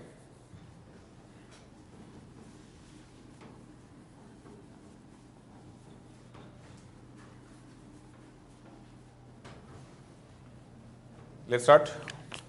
lines in space, line in space, ये स्पेस है भाई, एक्चुअल स्पेस तो मैं पता ये होता है 8 ऑक्टेंट में डिवाइड किया जा सकता है, राइट। और मेरी लाइन इस पूरी स्पेस में कहीं भी हो सकती है। आप लाइफ फील लेना चाहते हैं तो ये समझ लेना, ये स्पेस इस टाइम, इस रूम को क्या बोलेंगे हम, लाइन है ना। तुम्हारी कुंडली में स्ट्रेट लाइन वापस आ गई, याद है 11th क्लास में पढ़ी थी स्ट्रेट लाइन, तो स्ट्रेट लाइन की इक्वेशन निकाल के दुखी हो गए तो 6 फॉर्म थी, याद है स्ट्रेट लाइन निकालने की कितनी फॉर्म थी, 6। इस बार भी क्या निकाल, अब स्ट्रेट लाइन है तो भाई है ना इक्वेशंस तो होगी, और वो तुमसे पहला सवाल ही क्या दाग देगा कि निकाल बेटा इक्वेशन, है ना। अच्छा एक बात बताओ, स्ट्रेट लाइन इन 2D की डेफिनेशन क्या है, it is a locus, basically है तो लोकस ही, locus of moving point P X Y which moves in such a way that slope on this path remain same. अच्छा slope का definition क्या था, rate of change in Y due to change in X, in short D Y by D X, AOD में पढ़ के आ रहे हैं D Y by, यार गड़बड़ हो गई, अपने पास स्पेस में एक्स वाई और साथ में कौन होता है, तो अगर तुम मेरी वाली लाइन को स्लोप पे डिफाइन करने की कोशिश करो, मैं तो तुम्हारे साथ नहीं, क्योंकि तुम स्लोप का मतलब तो सिर्फ वाई और एक्स ले रहे हो, तो स्पेस का मतलब जेड कोऑर्डिनेट काउंट नहीं कर रहे हो तुम, तो इसलिए स्लोप नहीं चलता 3D के अंदर। लिखो line in space is define as, पहली बात तो जो लाइन स्पेस में है उसको डिफाइन कैसे करें, है तो ये अभी भी locus he. line in space is defined as locus, line in space is defined as locus of moving point p x comma y, line in space is defined as locus of moving point p x comma y comma z, p x comma y comma z, point है बेटा bracket में लिखना, ठीक है, which moves in such a way, which moves in such a way that direction cosines remain same, that direction cosine remains same। अभी ये चमत्कार कैसे हुआ होगा, ये मेरी लाइन है भाई, ये मेरी लाइन है, मैं बाकी लाइन हटा देता हूं ताकि कंफ्यूजन ही ना रहे। हाँ भाई जल्दी से बताओ, ये मेरी लाइन है और इस लाइन की लेंथ कितनी होगी, जब लाइन बोल रहे हो तो लेंथ पूछ नहीं सकते ना तुम, लेंथ तो इनफाइनाइट हो जाएगी, अरे होने दो ना। ये बताओ इसका एक्स एक्सिस के साथ एंगल क्या है, और वाई के साथ और जेड के साथ, तुमको नहीं लगता कि moving point P X comma Y comma Z कहीं घूमता रहे, कहीं चला जाए आगे पीछे, ये एंगल अल्फा बीटा गामा थे, हैं और रहेंगे, तो cosine cos alpha cos beta cos gamma थे, हैं और, तो मैंने क्या लिखवाया, मैं भी तो इंग्लिश में ये लिखवा रहा हूं कि किसी लाइन को स्पेस में डिफाइन करना हो तो उसके ऊपर हमेशा डीसी सेम रहते हैं, स्लोप नहीं होता, क्या होता है डीसी होता है। 3D वाली लाइन में क्या होता है डीसी सेम रहते हैं, और 2D वाली लाइन में क्या होता है स्लोप सेम है, लाइन दोनों है, लाइन दोनों है। करो कॉपी इसके ना, जल्दी स्केच कॉपी करो और यहां लिख देना LMN। वो बात अलग है कि LMN तक पहुंचना हम आलसियों के बस की बात नहीं, हम DR से काम चला लेंगे, अरे LMN को प्रोपोर्शनल बनाने वाले बहुत सारे नंबर मिलेंगे, हम तो उन्हीं से काम चला लेंगे। बट अगर सामने वाला हमें बिल्कुल जिसे कहते हैं चैलेंज दे देगा, तू बेटा डीसी नहीं निकाल सकता, तो निकाल सकते हैं ना, अभी इसका है नहीं था ABC गिवन है तो root of A square plus B square plus C square से डिवाइड करो तो ऑन द स्पॉट डीसी ले लो, पर करें क्यों जब तक कोई चैलेंज ना करे, हम तो DR से काम चलाएंगे। तो इसके DRs क्या लिख लेते हैं ABC लिख लेते हैं, हालांकि डेफिनेशन में ABC का डिस्कशन तक नहीं है। स्टार्ट करें, ठीक है जी। अच्छी न्यूज़ सुनो, 11th क्लास की तरह यहाँ पागलों की तरफ फॉर्म्स नहीं है, ये भी फॉर्म 1 पॉइंट फॉर्म 1.2 फॉर्म ना, ये वाली सारी फॉर्म नहीं है, सिर्फ 2 फॉर्म है। कितनी? उनमें से भी एक जिसको आती है दूसरी अपने आप निपटा लेता है। लिखो भाई, how to find line in space, how to find line in space, how to find line in space. ये लो भाई, मान लो मैं लाइन 1 के ऊपर तुम्हें एक लिखो, पहला लिखो method number 1, 1 point D R form. क्या बोलते हैं? 1 पॉइंट डी आर फॉर्म, जैसे होता नहीं 1 पॉइंट स्लो फॉर्म, यहां कौन आ गया? 1 point D R form, 1 point D R form. तो लॉजिक के अकॉर्डिंग लोकस किसकी वजह से बना होगा? एक्स वाई जेड की वजह से। ये ना होता निकम्मा तो घूमता नहीं तो पाथ नहीं बनता। और अगर ये और 1 पॉइंट बोल रहा हूं तो 1 पॉइंट तो मैं जेब से दूंगा ना तुमको, x2 y2 z2। और जब मैं बोल रहा हूं 1 पॉइंट डी आर फॉर्म, इसका मतलब एक लाइन के कितने डी आर्स होते हैं? इनफाइनाइट होते हैं। उनमें से कुछ तो कोई तो पकड़ के दूंगा मैं तुमको। दे दिया मैंने तुमको, ए बी सी दे दिया, इसके डी आर्स तुम्हें पता है। अरे जिसको डी आर पता है उसे वेक्टर पता है? नहीं, लाइन नहीं पता बेटा, गलत कह रहे हैं। लाइन नहीं पता, उसे आई जी के कंपोनेंट पता है ना, तो एक तरीके से उसे, बहुत बढ़िया, एक वेक्टर ले लें, वेक्टर का नाम रख लेते हैं एन वेक्टर ले लें। तो बोलो एन वेक्टर कैसे लिखूं? मुझे नहीं समझ में आया मैं एन वेक्टर कैसे लिखूंगा। बिल्कुल सही बात है, A I cap B J cap, और है ना, चुस्त लोग है ना, डी आर से फटाक से वेक्टर बना लिया। और वेक्टर किस पे लाई करते हैं? मैं पढ़ा के दुखी हो चुका हूं कि क्यूपी वेक्टर और एन वेक्टर में रिलेशन क्या है। लेट्स सी कितने लोग पहचान लेते हैं मेरे कहे बिना। क्यूपी वेक्टर ये है, यहां से यहां जा रहा है क्यूपी वेक्टर में, और मेरे, अच्छा मूविंग पॉइंट को ना आर लिखना शुरू करो। 3D में मूविंग पॉइंट को आर बोलते हैं, ठीक है। 2D में मूविंग पॉइंट को पी से बोल देते हैं ना, यहां आर से बोलते हैं। चलो बोलो, क्यू आर वेक्टर का रिलेशन क्या होगा? क्यू आर वेक्टर का रिलेशन क्या होगा एन के साथ? आई थिंक कोलिनियर होगा। Very good. और जितने पढ़े लिखे लोग हैं वो साफ कहेंगे कि Q R vector and N vector are collinear. आप एंटी पैरेलल भी कह सकते हैं। R what? और जब प्यारे बच्चे ये कोलिनियर हो ही गया तो मुझे कौन रोक लेगा इसको ये लिखने से? मैं पढ़ा के आया हूं सारी वेक्टर की थ्योरी, है ना। 2 वेक्टर कोलिनियर है तो ये होगा। और जिसको पता है क्यू आर वेक्टर, अरे वेक्टर कैसे निकालता है इंसान? Terminal position vector minus initial is equal to lambda times of N vector. तो आर वेक्टर किसके इक्वल आ जाएगा? Q vector plus lambda times of N vector. हाँ भाई, इक्वेशन निकालना मतलब क्या करना? एक्स वाई जेड के बारे में बताना। अरे मैंने बता दिया, सच में बता दिया। तुमने शायद नोटिस नहीं किया कि आर वेक्टर किसका पोजीशन वेक्टर है? आर वेक्टर किसका पोजीशन वेक्टर है? तो आर कौन है? X Y Z. तो यहाँ मैं किसी तारीफ कर रहा हूँ बैठ के, यहाँ एक्स वाई जेड के बारे में तो बता रहा हूँ। और अगर एक्स वाई जेड के बारे में बता रहा हूँ तो पाथ के बारे में बता रहा हूँ ना, तो पाथ निकल आया। लेकिन सर ये ना वैसी सी नहीं है जैसी 11th क्लास में पढ़ी थी। हाँ तो ये वेक्टर है ना, ये कौन है सर? वो कौन सी थी? अबे तो उसमें आई जे के कंपोनेंट तो नहीं होते थे ना, तो वेक्टर नहीं होते थे, तो क्या होता था? वो स्केलर होती थी। तुमको वो पसंद है, मैं वो निकाल देता हूँ। दोबारा आ जाओ। अब इसका नाम क्या है? Vector form. क्या नाम है जी? Vector form. अब इसको देख के बड़े खुश होंगे, लेकिन इसको देखना जरा। हाँ भाई, मानते हो क्यू आर वेक्टर? इसी सेंटेंस क्या कंटिन्यू करेंगे ना, ये सेंटेंस किधर चला गया किधर चला गया। तो एक बात बताओ, क्यू आर वेक्टर निकालना हो तो इंसान कैसे निकालेगा? सिंपल है, एक्स माइनस, शुरू हो जाओ। ये x2 किसने लिख दिया? x1 y1 z1 है। हाँ भाई, क्या लिखोगे? x minus x1 I cap, y minus y1 j cap, z minus z1। सही निकाला है, देख लो, गलत तो नहीं है। और n वेक्टर बताओ कितना है? ai प्लस bj प्लस, है ना, अंग्रेज लोग ऐसी बातें करते हैं, lambda times of n vector. और इंडियन कैसे बातें करते हैं? अच्छा प्रोपोर्शनल है, दिस डिवाइडेड बाय दिस। आया याद? करते नहीं थे? ये तो अंग्रेज लोग हैं ना जो ऐसी भाषा यूज करते हैं। हम तो साफ बोलते हैं अच्छा लैम्डा है मतलब प्रोपोर्शनल है। तो प्रोपोर्शनल है तो मतलब क्या है? कॉम्पोनेंट है। बात खत्म। बताओ आंसर बोलो।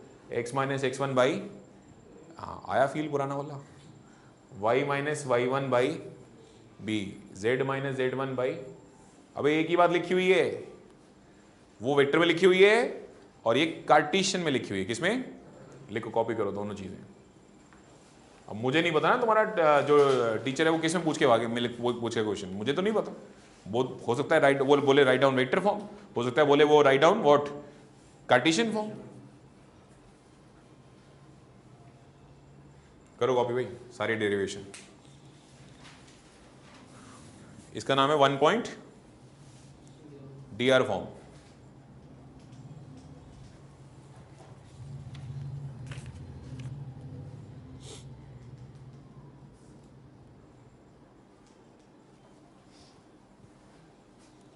ये क्लास नीचे हो सकती थी, ये नंदनी हमारे साथ हर बार मजाक करती है, ठीक है जी। मैं इसके चक्कर में क्लास नीचे नहीं रखता। अच्छा आज कितने लोग आए हैं वैसे? अक्षता, नंदनी, निपुण, उतांक 4, तनीषा 5 लोग तो गायब हैं सीधे सीधे। तो इनको किसी ने क्या कर दिया, 3D सिलेबस में नहीं है? ये 6:30 की बजाय आज 6 बजे शुरू हो सकती थी, 5:30 शुरू हो सकती थी। ये तो मैं इसलिए डाउन नहीं लेके आता कि वो नंदनी क्लासेस होती हैं। निपुण का फिट जी तो जल्दी खत्म हो जाता है 4 बजे के आसपास। ये कहाँ भटक रहा है सर? वो तो वीकडेज में है, संडे। तो अच्छा नहीं वीकेंड में है वो। अरे वीकडे में तो एक आध ऑप्शन, यहाँ के पंगे हैं ना, दिल्ली वालों को ऐसा शौक नहीं है। दिल्ली वाले तो वीकेंड ही रखते हैं सारा कुछ।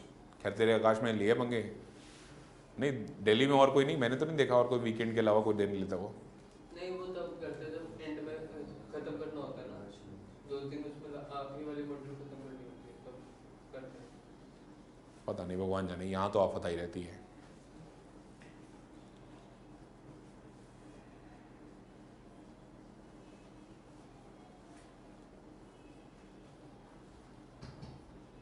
बताओ ये म्यूजिकल सॉन्ग है।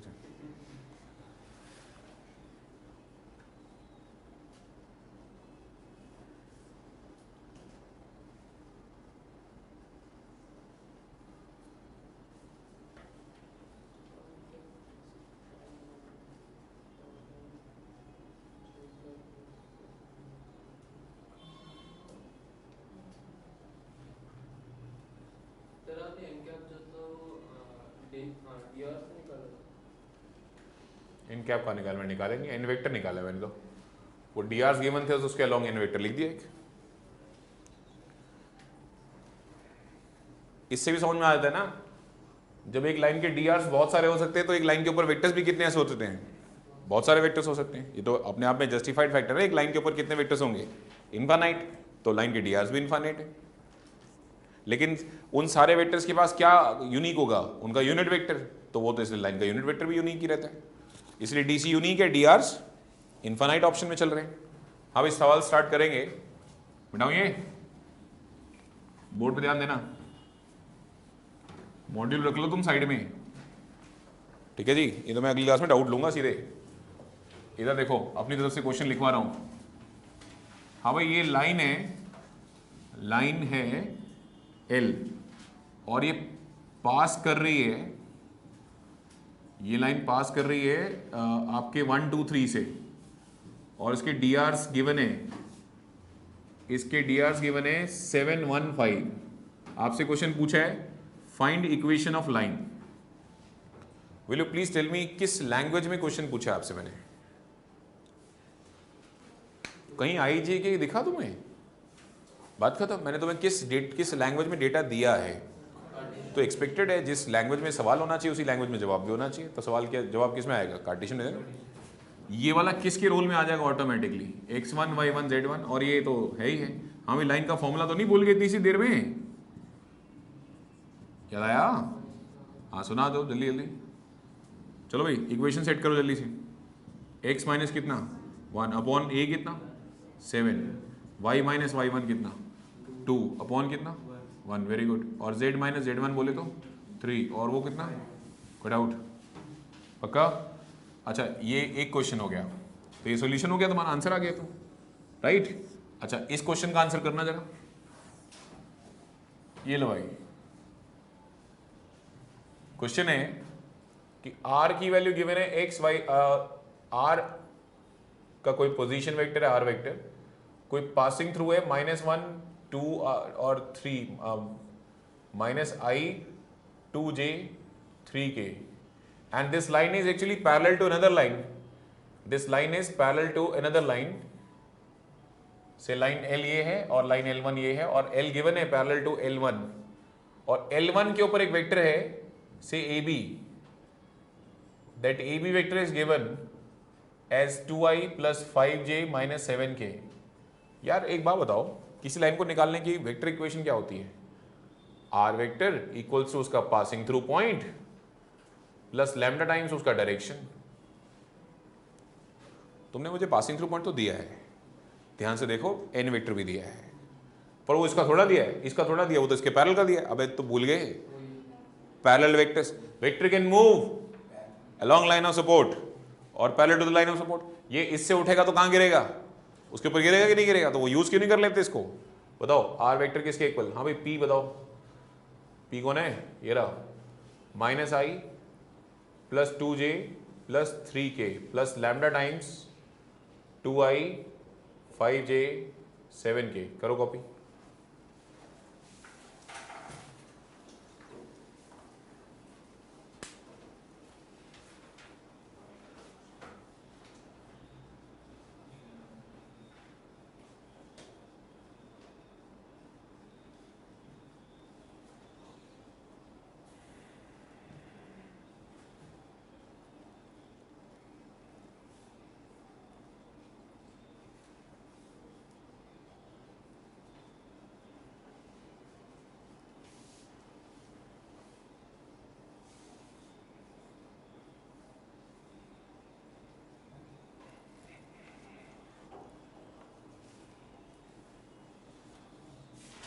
पहले 3 क्वेश्चन होमवर्क टिक करना, 1 2 3, कुछ नहीं है, सीधे सीधे क्वेश्चन है। क्यों बैठ जाऊँ मैं? साइड में चला जाऊँगा मैं, बैठ गया ना मैं, फिर मुझे ना तुम सारे राक्षस नजर आते हो, मन करता है क्यों बैठे हो तुम?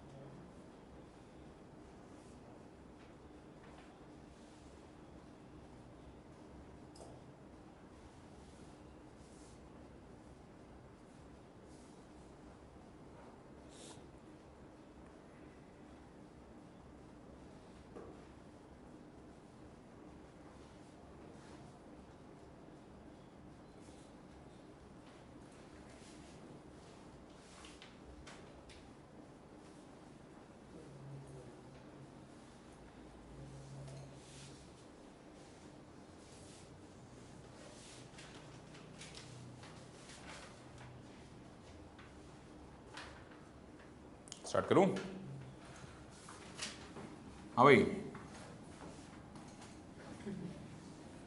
ये लो, तो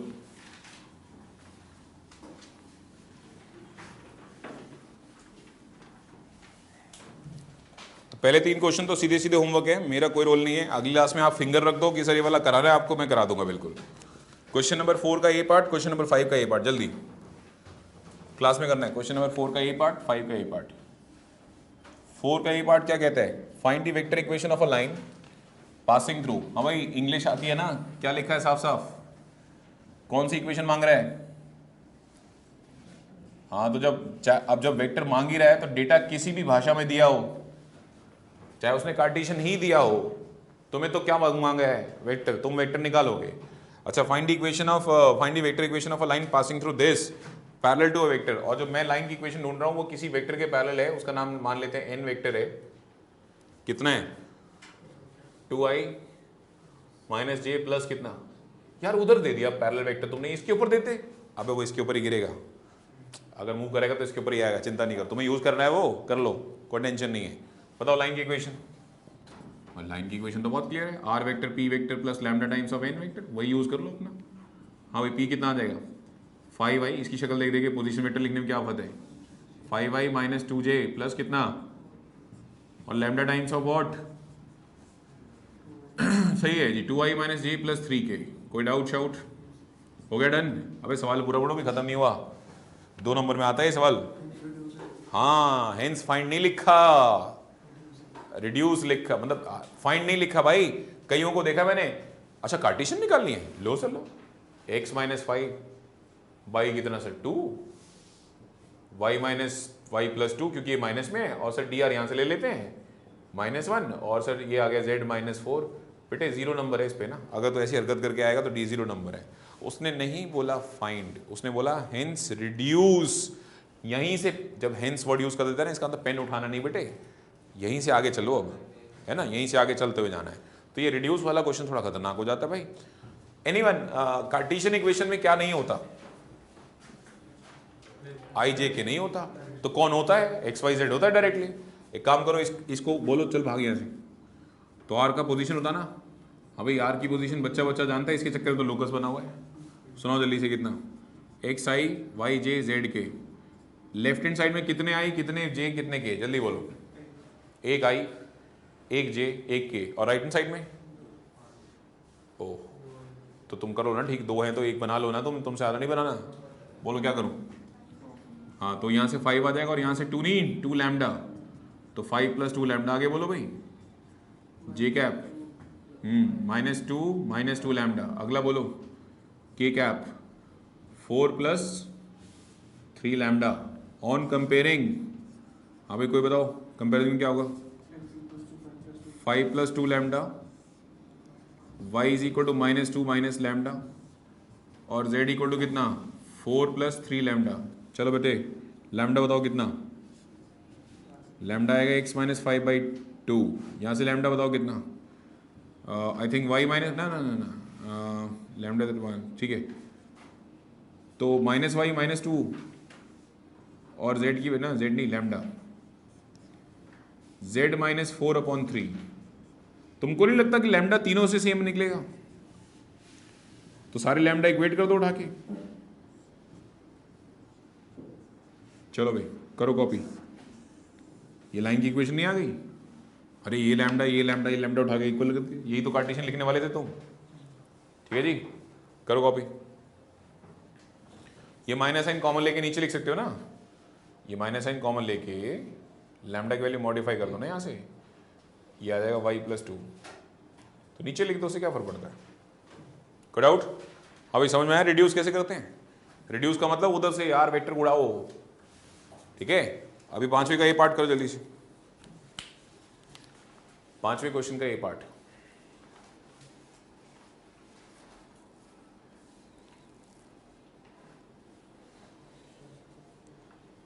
कल वाली क्लास में निपटाओ लाइन एंड स्पेस पूरा, यानी कि कल अटेंड कर लेंगे, और जो सैटरडे आएंगे वो सैटरडे अटेंड कर लेंगे। सैटरडे बैच की टाइमिंग चेंज की है थोड़ी सी मैंने। क्या चेंज किया भाई?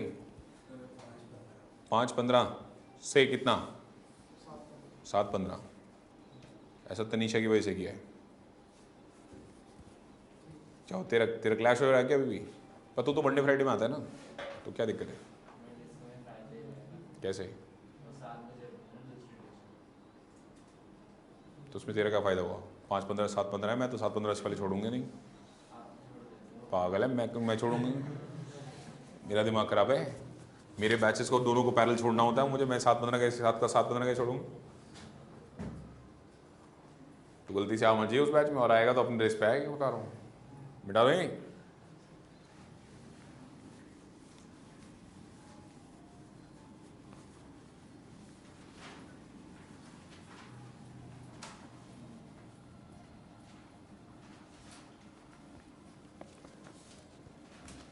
क्वेश्चन नंबर 5 ए पार्ट कहता है find the Cartesian equation of a line passing through this.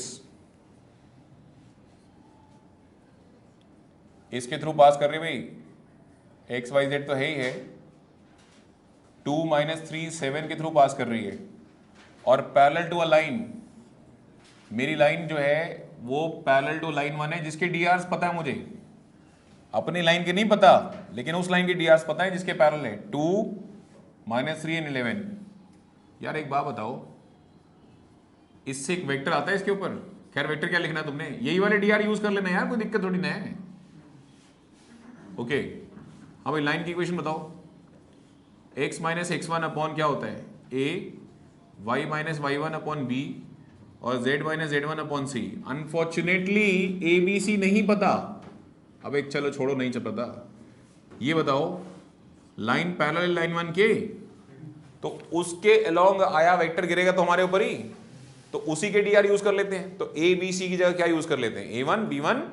अरे इस A1 B1 C1 क्या देगा, इसके ऊपर वेक्टर, और वेक्टर कहां जाएगा, या तो लॉन्ग लाइन ऑफ सपोर्ट या parallel to the line of support. Parallel गया तो अपने ऊपर आएगा, अपने ऊपर आएगा तो हम यूज कर सकते हैं। तो बोलो कितना आएगा, x माइनस कितना 2 y प्लस 3, ये भाई x माइनस 2 y प्लस 3 और z माइनस 7 अपॉन में डीआर बोलो, यही वाले चिपका दो 2 माइनस 3 और 11। डन। कौन सी इक्वेशन आ गई भाई, फाइंड वेक्टर में लिखा है या रिड्यूस लिखा है। अबे यार ये फिर रिड्यूस आ गया। अच्छा रिड्यूस, यार एक बात बताओ, एक सिंपल सी बात तुमसे पूछते हैं, वेक्टर फॉर्म में कौन नहीं होता, एक्स वाई जेड नहीं होता। सो लगभग क्लास में हर बच्चे को पता है कि आर वेक्टर कितना होता है, एक्स आई कैप वाई जे कैप जेड के कैप, पर दिखता थोड़ी ना है, दिखता तो आर वेक्टर ही है। तुम्हारा काम तो यह है कि कहीं से भी एक्स को ढूंढ ढांड के लाओ और यहाँ डाल दो, वाई को ढूंढ ढांड के लाओ यहाँ डाल दो, जेड को ढूंढ ढांड के लाओ और यहाँ डालो। तो मैं क्या ढूंढने जा रहा हूँ, जल्दी बोलो, value of X Y Z. Because vector में एक्स वाई जेड फिजिकली दिखते नहीं है, उनकी जगह उनका क्या दिखता है, लीडर। लीडर कौन है, उनका पोजीशन वेक्टर कौन है, आर वेक्टर, वो दिखता है। तो एक्स वाई जेड ढूंढो और खत्म करो। तो भाई इसको इक्वल टू क्या लगा लो, तो बोलना जरा x माइनस 2। हाँ भाई 2 को इससे मल्टीप्लाई करो 2 लैम्डा। और ये पहला और आखिरी क्वेश्चन है, इतनी नोटंकी के साथ किया, अगली बार से थोड़ा कम कैलकुलेशन दिखाना। बोलो भाई x का आंसर, ये आ जाएगा 2 लैम्डा प्लस 2, ये आ जाएगा माइनस 3 लैम्डा माइनस 3 और z के लिए आ जाएगी 11 लैम्डा प्लस 7। चलो भाई ये सारे x y z वहाँ डालो तो तुम्हारे जीवन का कल्याण हो जाएगा। जो जो समस्याएं तुम्हारे आसपास घूम रही खत्म।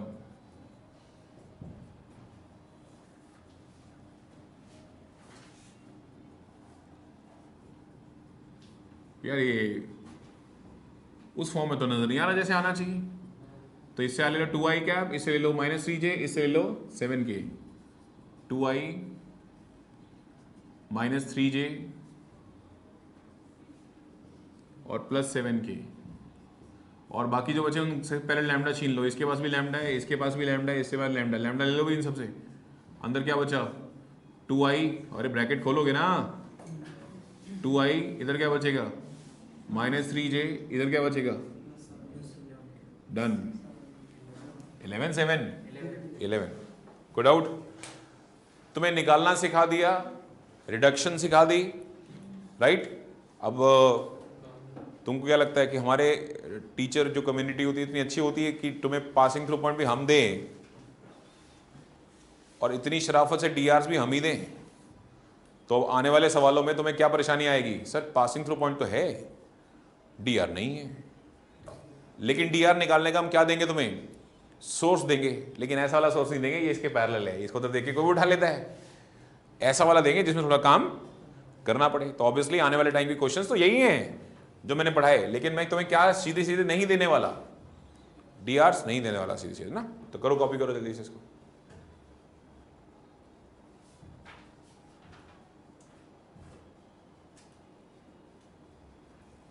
ठीक है जी।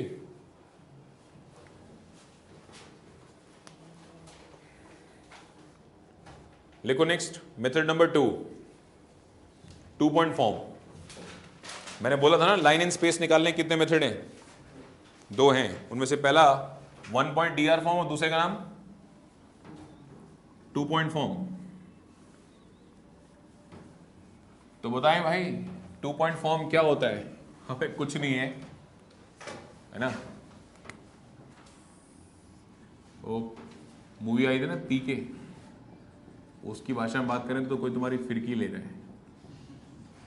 अबे देखो सही में मजाक कर रहे हो या हद हो गई। ये है 2 पॉइंट फॉर्म। मैं लाइन के ऊपर कितने पॉइंट दे रहा हूँ, 2 दे रहा हूँ। 2 पॉइंट फॉर्म इसीलिए नाम है। अच्छा तुम्हें 1 पॉइंट फॉर्म आती है? ये बताओ, आज से पहले इसके डीआर्स निकालने सिखाए थे मैंने, डीआर निकाल के देखो जल्दी से इसके, x2 minus x1, y2 minus y1, z2 minus, मानते हो? मैं क्यों निकालूंगा डीआर?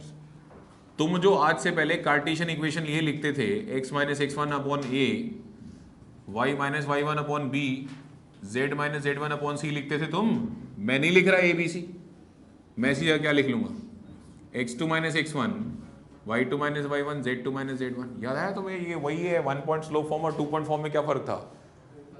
तो वो जो m था उसकी जगह क्या लिख दिया था, तो मैंने आज भी वही काम किया है, राइट? अच्छा, इसकी वेक्टर फॉर्म नहीं सुनाई तुमने?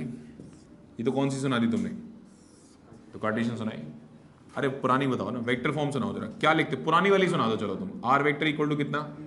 अरे जब ए है तो ए लिखोगे ना, मैं लिख देता हूँ पी, लो दुखी आत्मा हो, पी मतलब एक रट्टा मारना सीख जाते पी। अबे जो है उसके कॉरेस्पॉन्डिंग लिख सकते तुम। आर वेक्टर इक्वल टू चलो P vector plus lambda times of क्या? अबे तो पी क्यू को ज्वाइन करो तो एन वेक्टर नहीं बन जाएगा? अगर पी और क्यू को ज्वाइन करो तो एक वेक्टर बनेगा कि नहीं बनेगा? तो मैं एन वेक्टर क्यों लिखूं भाई? मैं नहीं लिखता एन वेक्टर, मैं क्या लिखूंगा यहां? P Q vector. And tell me what is P Q vector, how we can find it? Q minus P. करो भाई कॉपी। इसे जो तुम याद करने बैठोगे, इससे अच्छा वो पुराने से ना काम चला लो। जो तुम्हें 2 पॉइंट दे रहा हूं तो डीआर निकाल लो और फिर यूज कर लो। Question number 6 homework. Question number 6 का ए पार्ट क्लास में करो, बाकी होमवर्क करना। बचे क्या है? एक ही पार्ट है, 2 पार्ट है, एक मैं करा दूंगा तो दूसरा तुम्हारा, बात खत्म। 6 का ये कर लो क्लास में।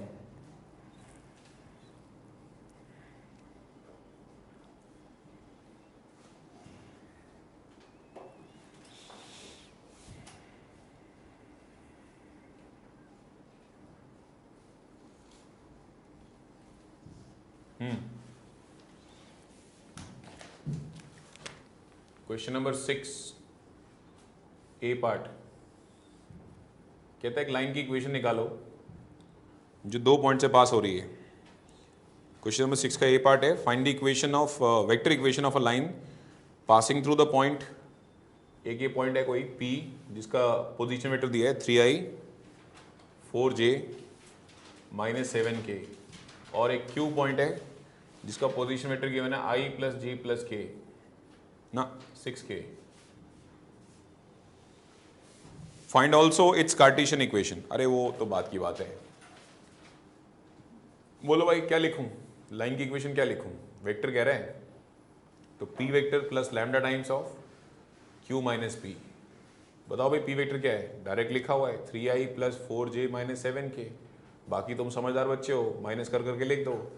1 में से 3 गया माइनस 2i, 1 में से 4 गया माइनस 3j, 6 में से 7 गया, एक्चुअली गया नहीं, ऐड हो गया। लो भाई खत्म। फिर पूछ लिया, कहता नहीं 2 पॉइंट फॉर्म बताओ। क्या बताओ भाई? सॉरी कार्टेशियन फॉर्म बताओ। 2 पॉइंट फॉर्म तो खुद ही है।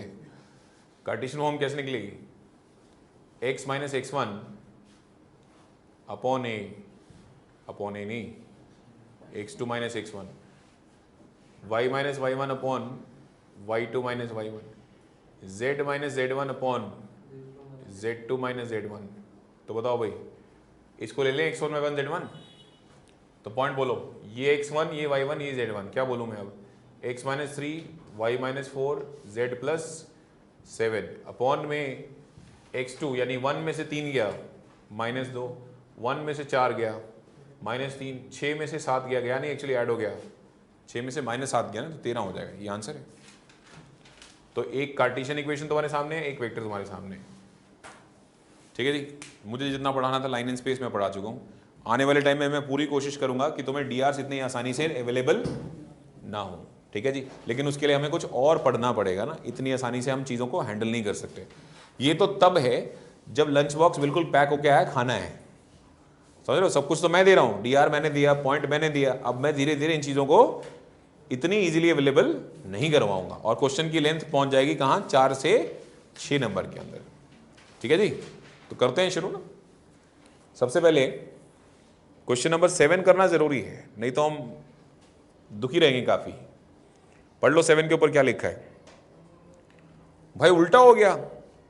कहता है finding a point and on the line and its direction ratio direction cosine. मतलब अब मैं डायरेक्ट लाइन की इक्वेशन मैं दूंगा, आपका काम क्या है, आपका काम क्या है, उस लाइन के ऊपर एक पॉइंट निकाल के दिखाओ, डायरेक्शन रेशियोज निकाल के दिखाओ और डायरेक्शन कोसाइन निकाल के दिखाओ। पार्ट टिक करो, एक तो आप कर लो बी पार्ट, बी के बाद टिक करो डी,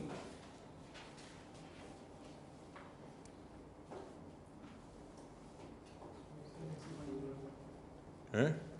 अबे तुम दोनों बहन भाई ऐसे हो, उधर प्राची बंद कराती रहती है ऐसी हैं? सबसे पहले सर मैं एसी बंद नहीं करूंगा। एसी के बिना पढ़ाना बड़ा मुश्किल काम है यार मेरे लिए, ठीक है ना। तुम कंबल रजाई खरीद लो इससे अच्छा अपने। 7th क्वेश्चन का बी पार्ट और डी पार्ट ये टिक कर लिया तुमने। यार एक काम करो, तुम डी से अच्छा ई टिक करो। तो 7th का बी करेंगे, ई करेंगे, दैट्स इट। इतने में काम हो जाएगा तुम्हारा।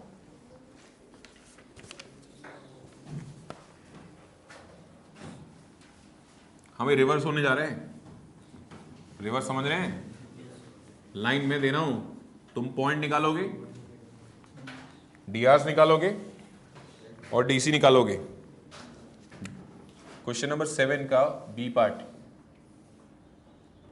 Are vector equals to 5i plus 2j plus 4k plus lambda times of 3i 4j 6k। कोई डाउट? ये गिवन है। अरे तो इसको कंपेयर कर लो ना, R vector equal to P vector plus lambda times of N vector. बताओ पासिंग थ्रू पॉइंट, बताओ पासिंग थ्रू पॉइंट मिल गया ना, इसकी शक्ल दे दे के कोई भी लिख सकता है। बताओ क्या आएगा, 5 2। तो लाइन के ऊपर एक फिक्स पॉइंट बताना था, यही तो होगा। ये क्या है, फिक्स पॉइंट। लाइन के डीआर्स बताओ, इसकी शक्ल देख लो ना, इसकी और इसकी। तो एन वेक्टर्स क्या आएंगे बोलो, 3i plus 4j plus 6k। तो इन शॉर्ट डीआर्स कितने हो गए भाई, इट इम्प्लाइज डीआर्स हो गए 3 4 और 6। हमें डीसी कैसे निकलेंगे, उसके लिए तो आपको एन कैप निकालना पड़ेगा, और एन कैप से पहले आपको मैग्नीट्यूड ऑफ एन पता होना चाहिए। तो मैग्नीट्यूड ऑफ एन 3 का स्क्वायर 9, 4 का स्क्वायर 16, 25 और 6 का स्क्वायर 36, 25 और 36 रूट 61। तो एन कैप कैसे निकलेगा, वेक्टर को डिवाइड कर दो उसके मैग्नीट्यूड से, यानी कि 3/√61 i 4/√61 j 6/√61 k। ऐसे नहीं वन डीसी क्या होंगे, अबे ये डीसी लिखे हुए हैं, जहां एन कैप आ जाता है वहां डीसी आ जाते हैं। तो 3/√61 4/√61 और 6/√61। करो भाई कॉपी।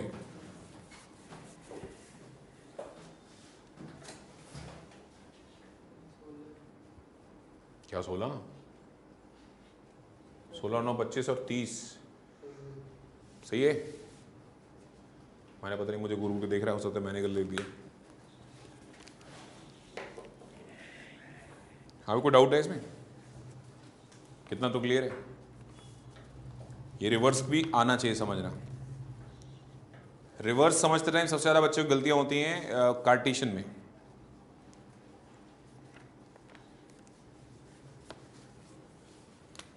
सबसे ज़्यादा गलतियां होती हैं कार्टेशियन में। डी और ई दोनों ही करा रहा हूं, नहीं तो तुम बार बार गलतियां करोगे और मेरा सिर खाओगे। क्वेश्चन नंबर कौन सा है, 7।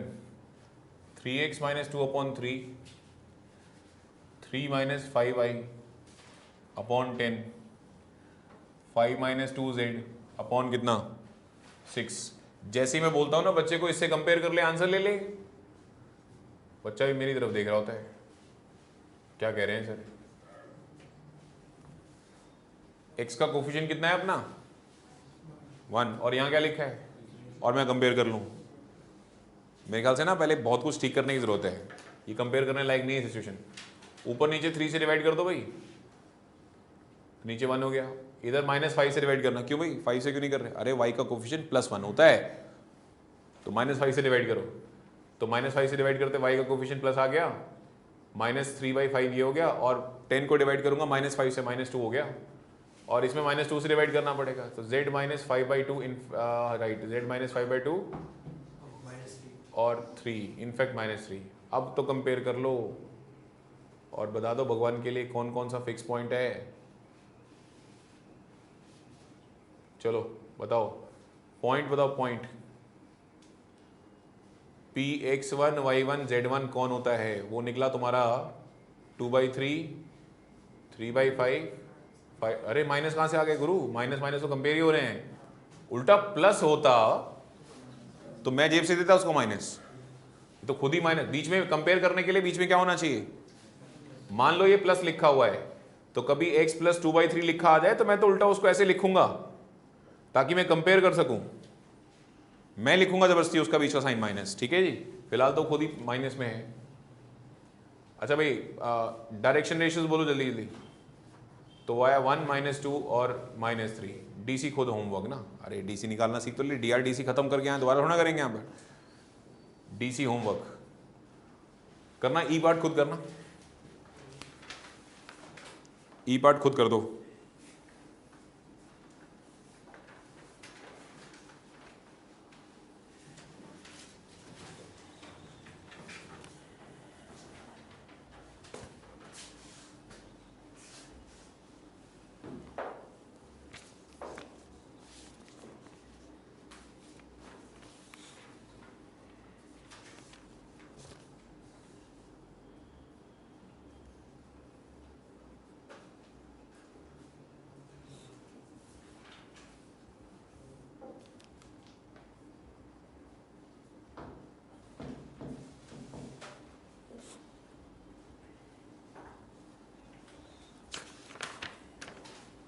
नेक्स्ट क्लास में ये चैप्टर ख़त्म,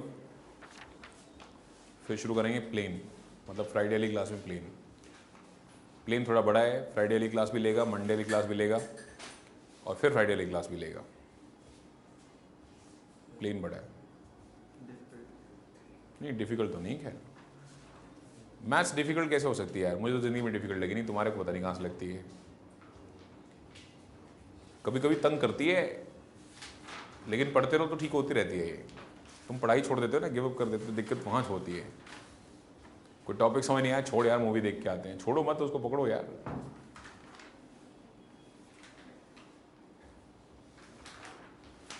अबे आ गया तुम्हारा तीसरा खुद, या मैं करूं? पक्का आ गया? शुरू हो जाओ फिर। क्वेश्चन नंबर 8 का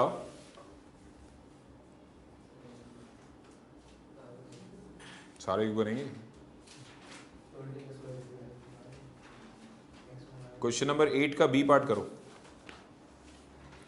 जिसका भी क्वेश्चन नंबर 7 का ई पार्ट हो गया हो, वो क्वेश्चन नंबर 8 का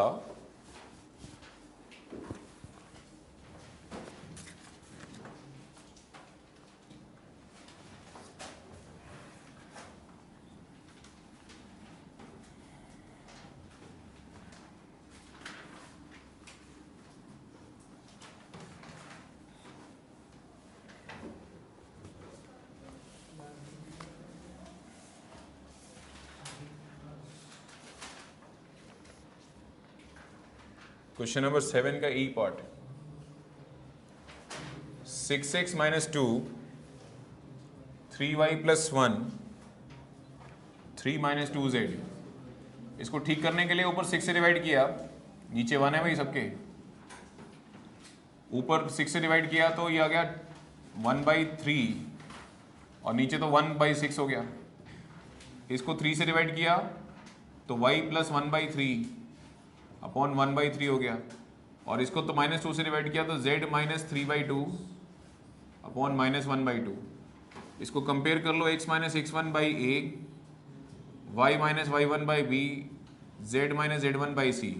बोलो भाई, x1 y1 z1 किसके इक्वल? -1/3। ये माइनस में आएगा, देख सक्षम, ये माइनस है और ये प्लस है, उल्टा बीच में, तो उल्टा मतलब ये माइनस में आएगा। कंपेयर करना, पहले वाला क्या लिखा मैंने? 1/3 होगा, सही बात है ना, ये दोनों माइनस थे, तो y1 की वैल्यू आ गई यहाँ से कितनी -1/3 और z1 की वैल्यू कितनी आ गई 3/2। हाँ जी ठीक करते रहो। मेरे असाइनमेंट्स बिना करेक्शन क्यों, ऐसा कैसे हो सकता है? 1/6 1/3 और -1/2। और इसमें 1 2 -8 अबे ठीक है ना, कैसी बातें कर रहे हो? इसको किसी ऐसे नंबर से डिवाइड कर दो सब ठीक हो जाए। तो 6 से कर दो, 1 और 2 और -3 मल्टीप्लाई कर दो 6 से। तो क्या हम किसी लाइन के डी आर्स चेंज कर सकते हैं? अबे लाइन के पास डी आर्स होते ही कितने हैं? इनफाइनाइट। तो जरूरी थोड़ा ना कि मैं तुम्हारे लिए लिखूं, मैं अपने कुछ और लिख दिए। तो लाइन के साथ यही तो फ्लेक्सिबिलिटी मिलती है कि कुछ भी लिखो डी आर्स के नाम पे, प्रोपोर्शनल होने चाहिए बस वो आपस में। मतलब मेरा वाला ऑप्शन और तुम्हारे वाले ऑप्शन में कोई प्रोपोर्शनलिटी होगी पक्का, ऐसे नहीं कि तुम कुछ भी लिख के भागे हो। अगला क्वेश्चन नंबर 8, कौन सा पार्ट? क्या कहा करना क्या है? एंगल निकालना है। तो लाइंस के बीच में एंगल कब निकलेगा? जब उनके डीआर पता होंगे। तो ये क्या सिखा रहा था इतनी देर से बैठ के? लाइन की शक्ल देख के डीआर निकालने सिखाए ना, तो ये वो इसलिए तो करा रहा था। क्वेश्चन नंबर 8 का बी पार्ट बता दूं?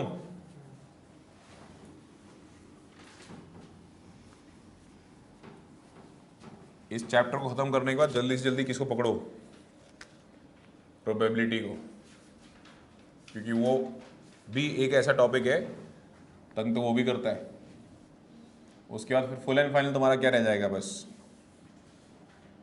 एलपीपी।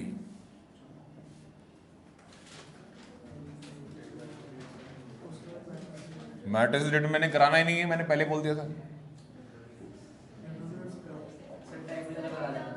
अबे मैं कुछ नहीं कराऊंगा, अबे मजाक कर रहा हूँ, सब कराऊंगा, क्यों परेशान हो रहे हो?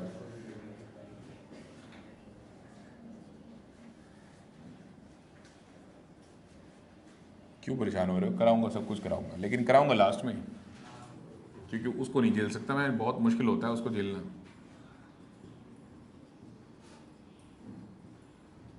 यहां से 2 कॉमन लेना जल्दी से, 2 कॉमन लेते, अरे भाई 2 कॉमन ले लेना, आ रहा है तो -2 टाइम्स ऑफ म्यू कितना आ गया? i plus 2j plus not plus. चलो भाई, मुझे तो आप इसके डीआर और उसके डीआर बता दें, मुझे किसी भी इंटरेस्ट नहीं है। हाँ भाई n1 वेक्टर बता दो, इसको देख के बता दो यार। n1 वेक्टर यही होता है ना, ये डीआर होते हैं, खत्म हुआ। बताओ कितना आएगा? i plus 2j minus 2k। और इसको देख के कोई बता सकता है कि ये क्या होगा? n2। हमें n2 वेक्टर कितना होगा? i plus 2j minus 2k। अब कई लोग परेशान होते हैं, सर यहाँ तो प्लस होता है। अबे लेना है ये एक कर ले, नया कांस्टेंट बना ले, गामा हो गया प्लस। कई दुखी आत्मा, तो सर आपने जो फॉर्म लिखवाई है ना, यहाँ प्लस लिखवाया था आपने, ये माइनस है। तो यार -2 इंटू म्यू भी तो एक कांस्टेंट ही हुआ, तो इसको देख के दुखी मत रहो, ठीक है? हाँ भाई जल्दी से सुनाओ। n2 इतना है, n1 इतना है, तो let angle between line 1 and line 2 be theta. कौन सुना रहा है भाई? थीटा कैसे निकलेगा? cos inverse n1 dot n2 divided by magnitude of n1 magnitude of n2। हाँ भाई किसी बच्चे ने निकाल लिया हो तो मुझे सीधे आंसर बता दो यार, मेरा क्यों खामखा टाइम खराब कर रहे हो? कितना? डॉट प्रोडक्ट बोल दो ना जल्दी से, इसको देख के। 1 इंटू 1 1, 2 प्लस 2 टू द 4 और माइनस, और नीचे आ गया इसका मैग्नीट्यूड 1 4 4 कितना हो गया? √5। अरे √9 यार, और 33 कहाँ से आ गया? 4, अच्छा ठीक है, इसका 33 इसलिए आया होगा कि उसने ये यूज कर लिया होगा। 4 का स्क्वायर 16 16 32 और 2 24 34 आया भाई। 33 कैसे आया तेरा? अच्छा 2 का स्क्वायर 4, 2 का स्क्वायर 4 4 8, ये भी 9। आंसर आया 1/9 का 9 ही आ गया। और ये ऐसी वैल्यू है जो दुनिया में है तो सही, क्योंकि 1/9 आएगा तो 0 पॉइंट समथिंग। और कॉस इनवर्स की वैल्यू क्या होती है? -1 और 1 के बीच में। तो है तो ये पॉसिबल, लेकिन अपने को एंगल याद नहीं होगा इसका, तो हम यही छोड़ के भागेंगे। पीछे आंसर देखो,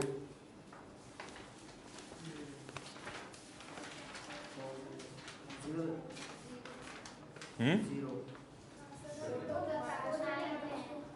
कह रहे हो?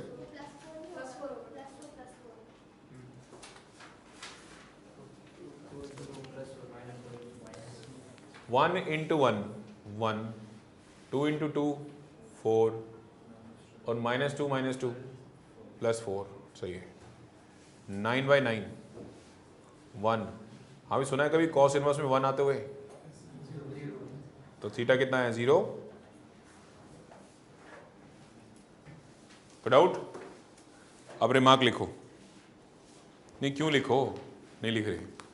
दो लाइंस अगर पैरेलल हो तो उनके वेक्टर्स के बीच में क्या रिलेशन होता था? प्रोपोर्शनल होते थे। क्या होते थे? और दो वेक्टर्स अगर परपेंडिकुलर तो उनका डॉट प्रोडक्ट क्या होते हैं? 0। तो यही कहानी फिर से किसके बीच में आ रही है? अगर लाइन 1 और लाइन 2 किसके पैरेलल हो? एक दूसरे के पैरेलल हो तो उनके जो डायरेक्शन रेशियोज हैं वो क्या होंगे? प्रोपोर्शनल होंगे। लिख लो, समरी में लिख लो।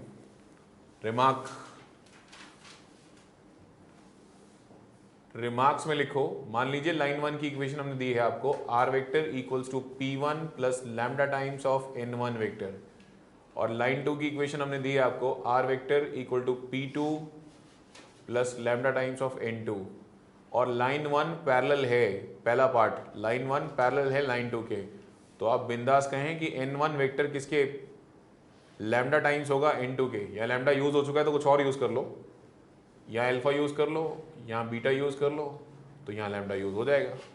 और अगर इसी बात को कार्टेशियन में समझाना हो तो कैसे समझाएं? हाँ भाई, कार्टेशियन में A1 अपॉन A2, अबे N1 भूल गए, A1 I cap plus B1 J cap plus, और ये कितना हो जाएगा? A2 I cap plus B2 J cap plus C2 K cap. कितना आएगा? A1 by A2, B1 by B2, C1 by, सही है। अगला बताओ, बी पार्ट। अगर लाइन 1 परपेंडिकुलर टू लाइन 2 के है तो सीधी सी बात है N1 डॉट N2 कितना होना चाहिए? 0। कार्टेशियन में समझाना। अबे कार्टेशियन समझाओ। हे भगवान, राक्षस हैं, इन्हें अब तक टिप्स पे नहीं आई चीजें। अब तो सुना दो देख के, अभी भी नहीं सुना रहे। हाँ भाई, डॉट प्रोडक्ट निकाल के दिखाओ, इन दोनों का डॉट प्रोडक्ट कितना आएगा? A1 A2 B1 B2 C1 C2 किसके इक्वल? 0 के। ठीक है जी। ज़्यादा पॉपुलर कॉन्सेप्ट कौन से हैं? कार्टेशियन नहीं है, ज़्यादा पॉपुलर वेक्टर हैं, जिसमें लिखना कम पड़ता है ना। कर लो भी कॉपी, रिमार्क कॉपी करो, क्वेश्चन नंबर करके दिखाओ। 11th का बी पार्ट, CBSE बोर्ड। बीच में सारे होमवर्क हैं, छुटपुट क्वेश्चन है, निपटाओ अपने आप। कोई बड़ा सवाल आएगा तो मैं देख लूँगा अपने आप ना, बीच में कुछ है ही नहीं। नेक्स्ट क्लास में बिल्कुल तुम्हारे पास ऑप्शन है, जो तुम कहोगे मैं कर दूंगा उसमें, लेकिन आज नहीं दूंगा इसका कुछ भी करके। और करने वाली आज आई नहीं, अक्षरा करती है कि एक सवाल, तुम ढीले। सक्षम तो सिर नीचे कर ले, मैं तो हूँ ही नहीं, मैं तो करता ही नहीं। मैं तो तब करता हूँ जब मुसीबत आती है भाई। एक ही लड़की है सिंसियर, मैंने सच में उसकी कॉपीज देखी हैं, फोटो कॉपी करा के रखी है अपने पास। एक एक क्वेश्चन, ऐसा नहीं कोई छूट गया हो, एक एक क्वेश्चन। कोई बड़ी बात नहीं है कि इस बार मतलब जो 100 आया वो अक्षता क्या है, क्योंकि CBSE कंटेंट तो पूरा होता है हमारे, इसलिए इसमें असाइनमेंट्स के अंदर वो उसने कर लिया। बस ये है कि इसको लास्ट तक मेंटेन रखना पड़ेगा। मेंटेन रखने का मतलब ये है कि सब आखिरी में ना ऐसा लगेगा जिस कॉपी खोलेगी सब कुछ तो आता है, तो ये खतरनाक सिचुएशन हो जाती है। और फिर ना करो तो लास्ट तक मेंटेन नहीं रहता, उसमें मार्क्स कटते रहते हैं। फिर रिवाइज तो करना पड़ेगा। 11th के बी पार्ट क्या लिखा है? Find the value of lambda so that the following lines are perpendicular. ये क्या मजाक है? लाइंस अगर परपेंडिकुलर तो मैं क्या करूं? मतलब मैं ये वाली कंडीशन लगा लेता हूं, ये वाली या ये वाली। अब ये वाली कब लगाऊंगा? जब तुम वेक्टर इक्वेशन दे रहे हो। ये वाली कब लगा रहा हूं? मुझे थोड़ी ना पता तुम क्या दे रहे हो, मैं उस हिसाब से बात करूंगा। ठीक है जी। तो क्वेश्चन नंबर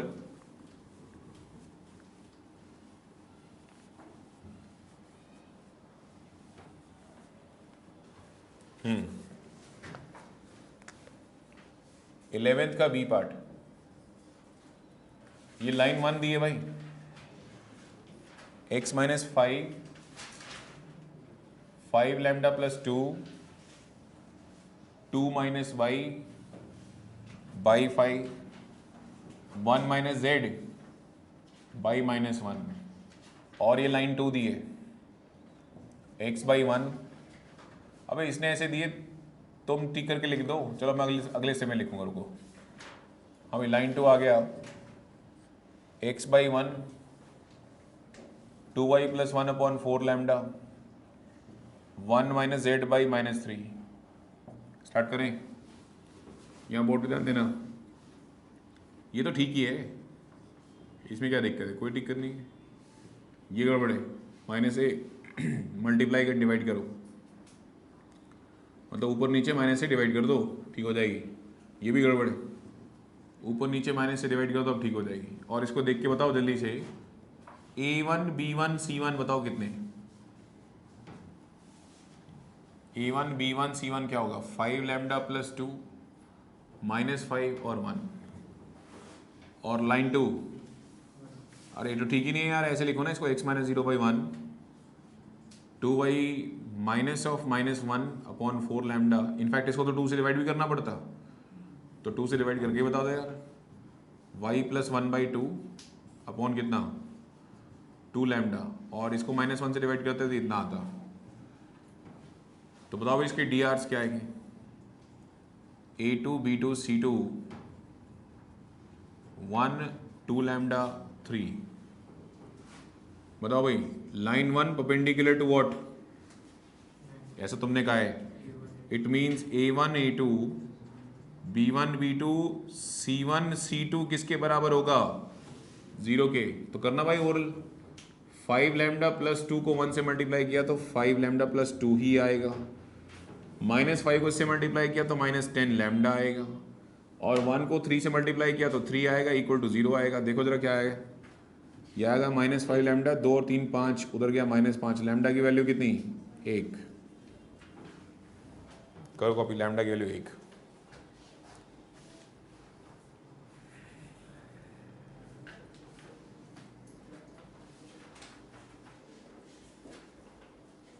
ठीक है जी। क्वेश्चन नंबर कहाँ तक होमवर्क है?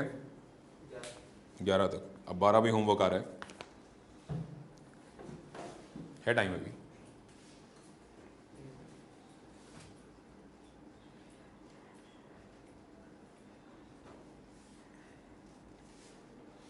और अगली क्लास में शुरू हो गए सीधे 4 नंबर के क्वेश्चन। 12th क्वेश्चन भी छोटा सा ही है।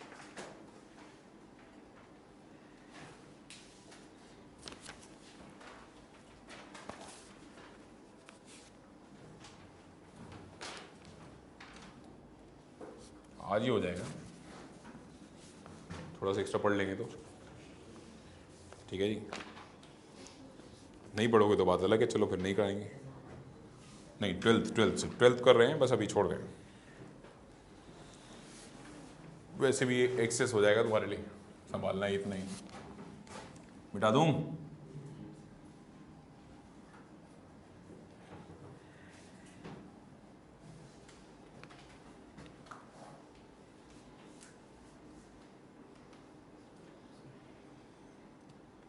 कल तुम्हारे 2 सीनियर आए थे, दोनों के 95 थे मैथ्स में, इसी ब्रांच से। एक तो इसके पड़ोसी है सिद्धार्थ, और एक शायद तुम जानते हो पलक को, मानव रचना से रही। तो कल कह रहे सर कितना सिलेबस हो गया? तो मैंने उनको बता दिया जितना हो गया। कह रहे सर ये तो बहुत ज़्यादा हो गया, हमारा तो इस टाइम पे कुछ भी नहीं था। मतलब मेरी इस टाइम वो चल रही थी, डिफरेंशियल इक्वेशन चल रही थी लास्ट ईयर, और आपने वेक्टर भी ख़त्म कर दिया, आपने भी ख़त्म कर दिया। पर मैंने कहा तुम्हें मैट्रिक्स डिटरमिनेंट करा दिया था। कह रहे वो कुछ चैप्टर है। मैंने कहा ये तुमने, मैंने उनको भी ये ऑप्शन दिया था कि मैट्रिक्स डिटरमिनेंट छोड़ देते हैं। ठीक है जी। फर्स्ट से इतना थे कि वो 40-45 बच्चे थे तो वो एक तरफ हो गए, नहीं हमें करना है। मैंने करो। ठीक है जी। तुम बेचारे 20-22 बच्चे थे, मैंने तुम्हें दबा लिया, मैंने नहीं करना। देखो अभी तक लटका रखा है। ठीक है जी। तो एक्चुअली वो टॉपिक अभी उनसे पूछा, मैंने वो नहीं कराया। कह रहा उसमें क्या है, उसमें कुछ करना होता है क्या? तो मैंने अब अकल आई कि नहीं आई, तो मतलब समझदारी वाले मेरी बात उन्होंने नहीं मानी।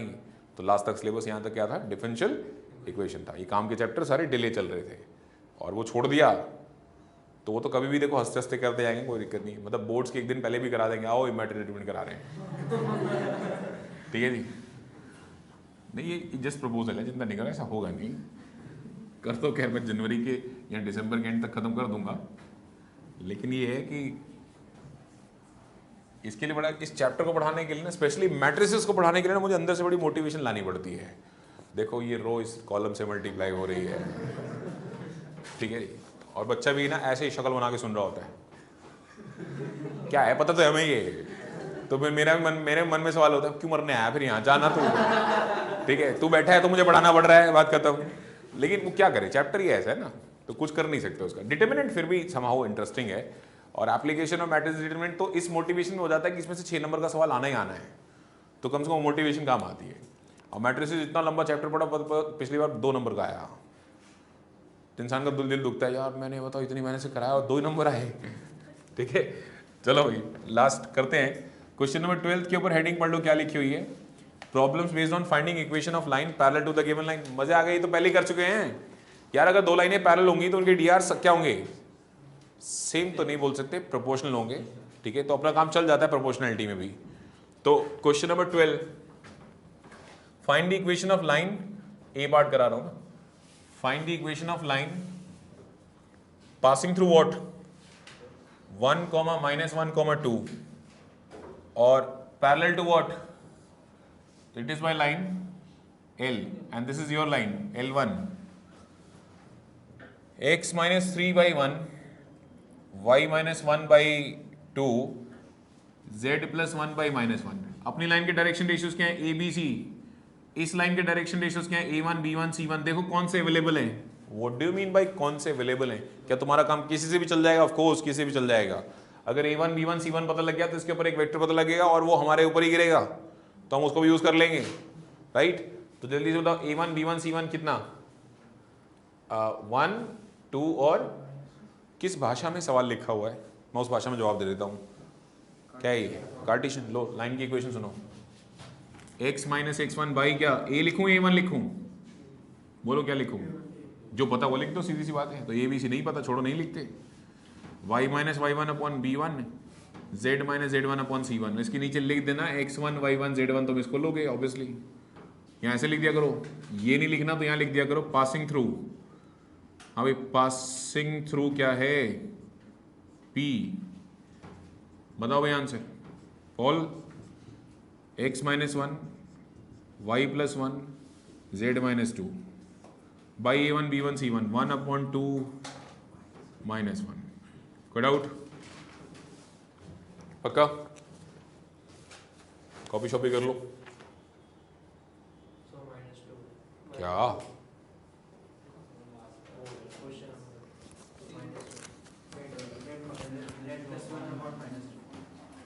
क्वेश्चन में है क्या -2, क्वेश्चन में -2 है तो ये -2 और यहां भी चेंज हो जाएगा। हाँ कोई डाउट, निपटा लोगे। सिर्फ इतना बताओ, ओरल देख के 12th के ई पार्ट को डीआर्स क्या लोगे लाइन के, नहीं सुधरोगे ना तुम, नहीं सुधरोगे ना। अरे वो पूरी जो 32 का जो लाइन गिवन है उसमें 32 + 24 - 36 में कॉमन नहीं आता 12, तो 12 कॉमन निकाल खत्म करो, तो अंदर डीआर्स के ना क्या नाम रह जाएंगे। नहीं मान लिया एक लाइन, मान लिया एक, अच्छा 8 आ गया यार, ए भगवान, सही है 4 आएगा। तो मान लो 4 कॉमन आ गया, तो किसी लाइन के मान लेते हैं डीआर्स इनफाइनाइट है, तो इसका मतलब ये थोड़ा कि तुम गंदे गंदे वाले उठाओ, तो 4 कॉमन लेके तुम सिंपल वाला भी उठा सकते थे, ठीक है जी। कोई डाउट। वैसे ई पार्ट का आंसर अगर ओरल निकालना हो तो बिना पेन कॉपी के पासिंग थ्रू पॉइंट बोलना, जिस लाइन का इक्वेशन मैं ढूंढ रहा हूं उसका पासिंग थ्रू पॉइंट बताओ। अबे जिस लाइन की इक्वेशन मैं ढूंढ रहा हूं, ये तू गिवन वाले का बता रहा है, पढ़ लो ना एक बार, सवाल पढ़ने में क्या जाता है तुम्हारा।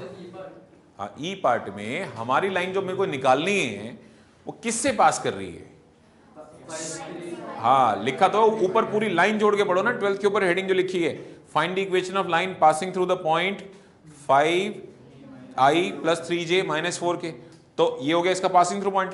तो बोलना जरा ओरल इक्वेशन बोलना, r वेक्टर इक्वल टू अबे वेक्टर लिखा है, वेक्टर पे जवाब दे दे। सिमेट्रिकल बिहेवियर रखा करो। R vector equal to 5i plus 3j minus 2k minus 4k plus lambda times D R, दूसरी लाइन के पकड़ लो, उसकी डी आर क्या आ जाएंगे, 4 कॉमन लेने के बाद बोलना 8i प्लस 6j माइनस, सही, माइनस 9k। तो पेन कॉपी यूज करना पड़ा उसमें, दैट्स कॉल्ड कॉन्फिडेंस ना। एक खत्म हो गई सारी कहानी एक तरफ, 12th तक खत्म, ठीक है जी। अभी अगर प्रवेगी तेरी मम्मी का फोन हुआ ना, मैं बोलूँगा आज तो आया ही नहीं, वो कहेंगे आपने तो थोड़ी देर पहले कंफर्म किया था। मैं कहूँ नहीं उस टाइम गलती से बोल दिया था आपको, पर आया नहीं बैच में आज। चलो जी भागो।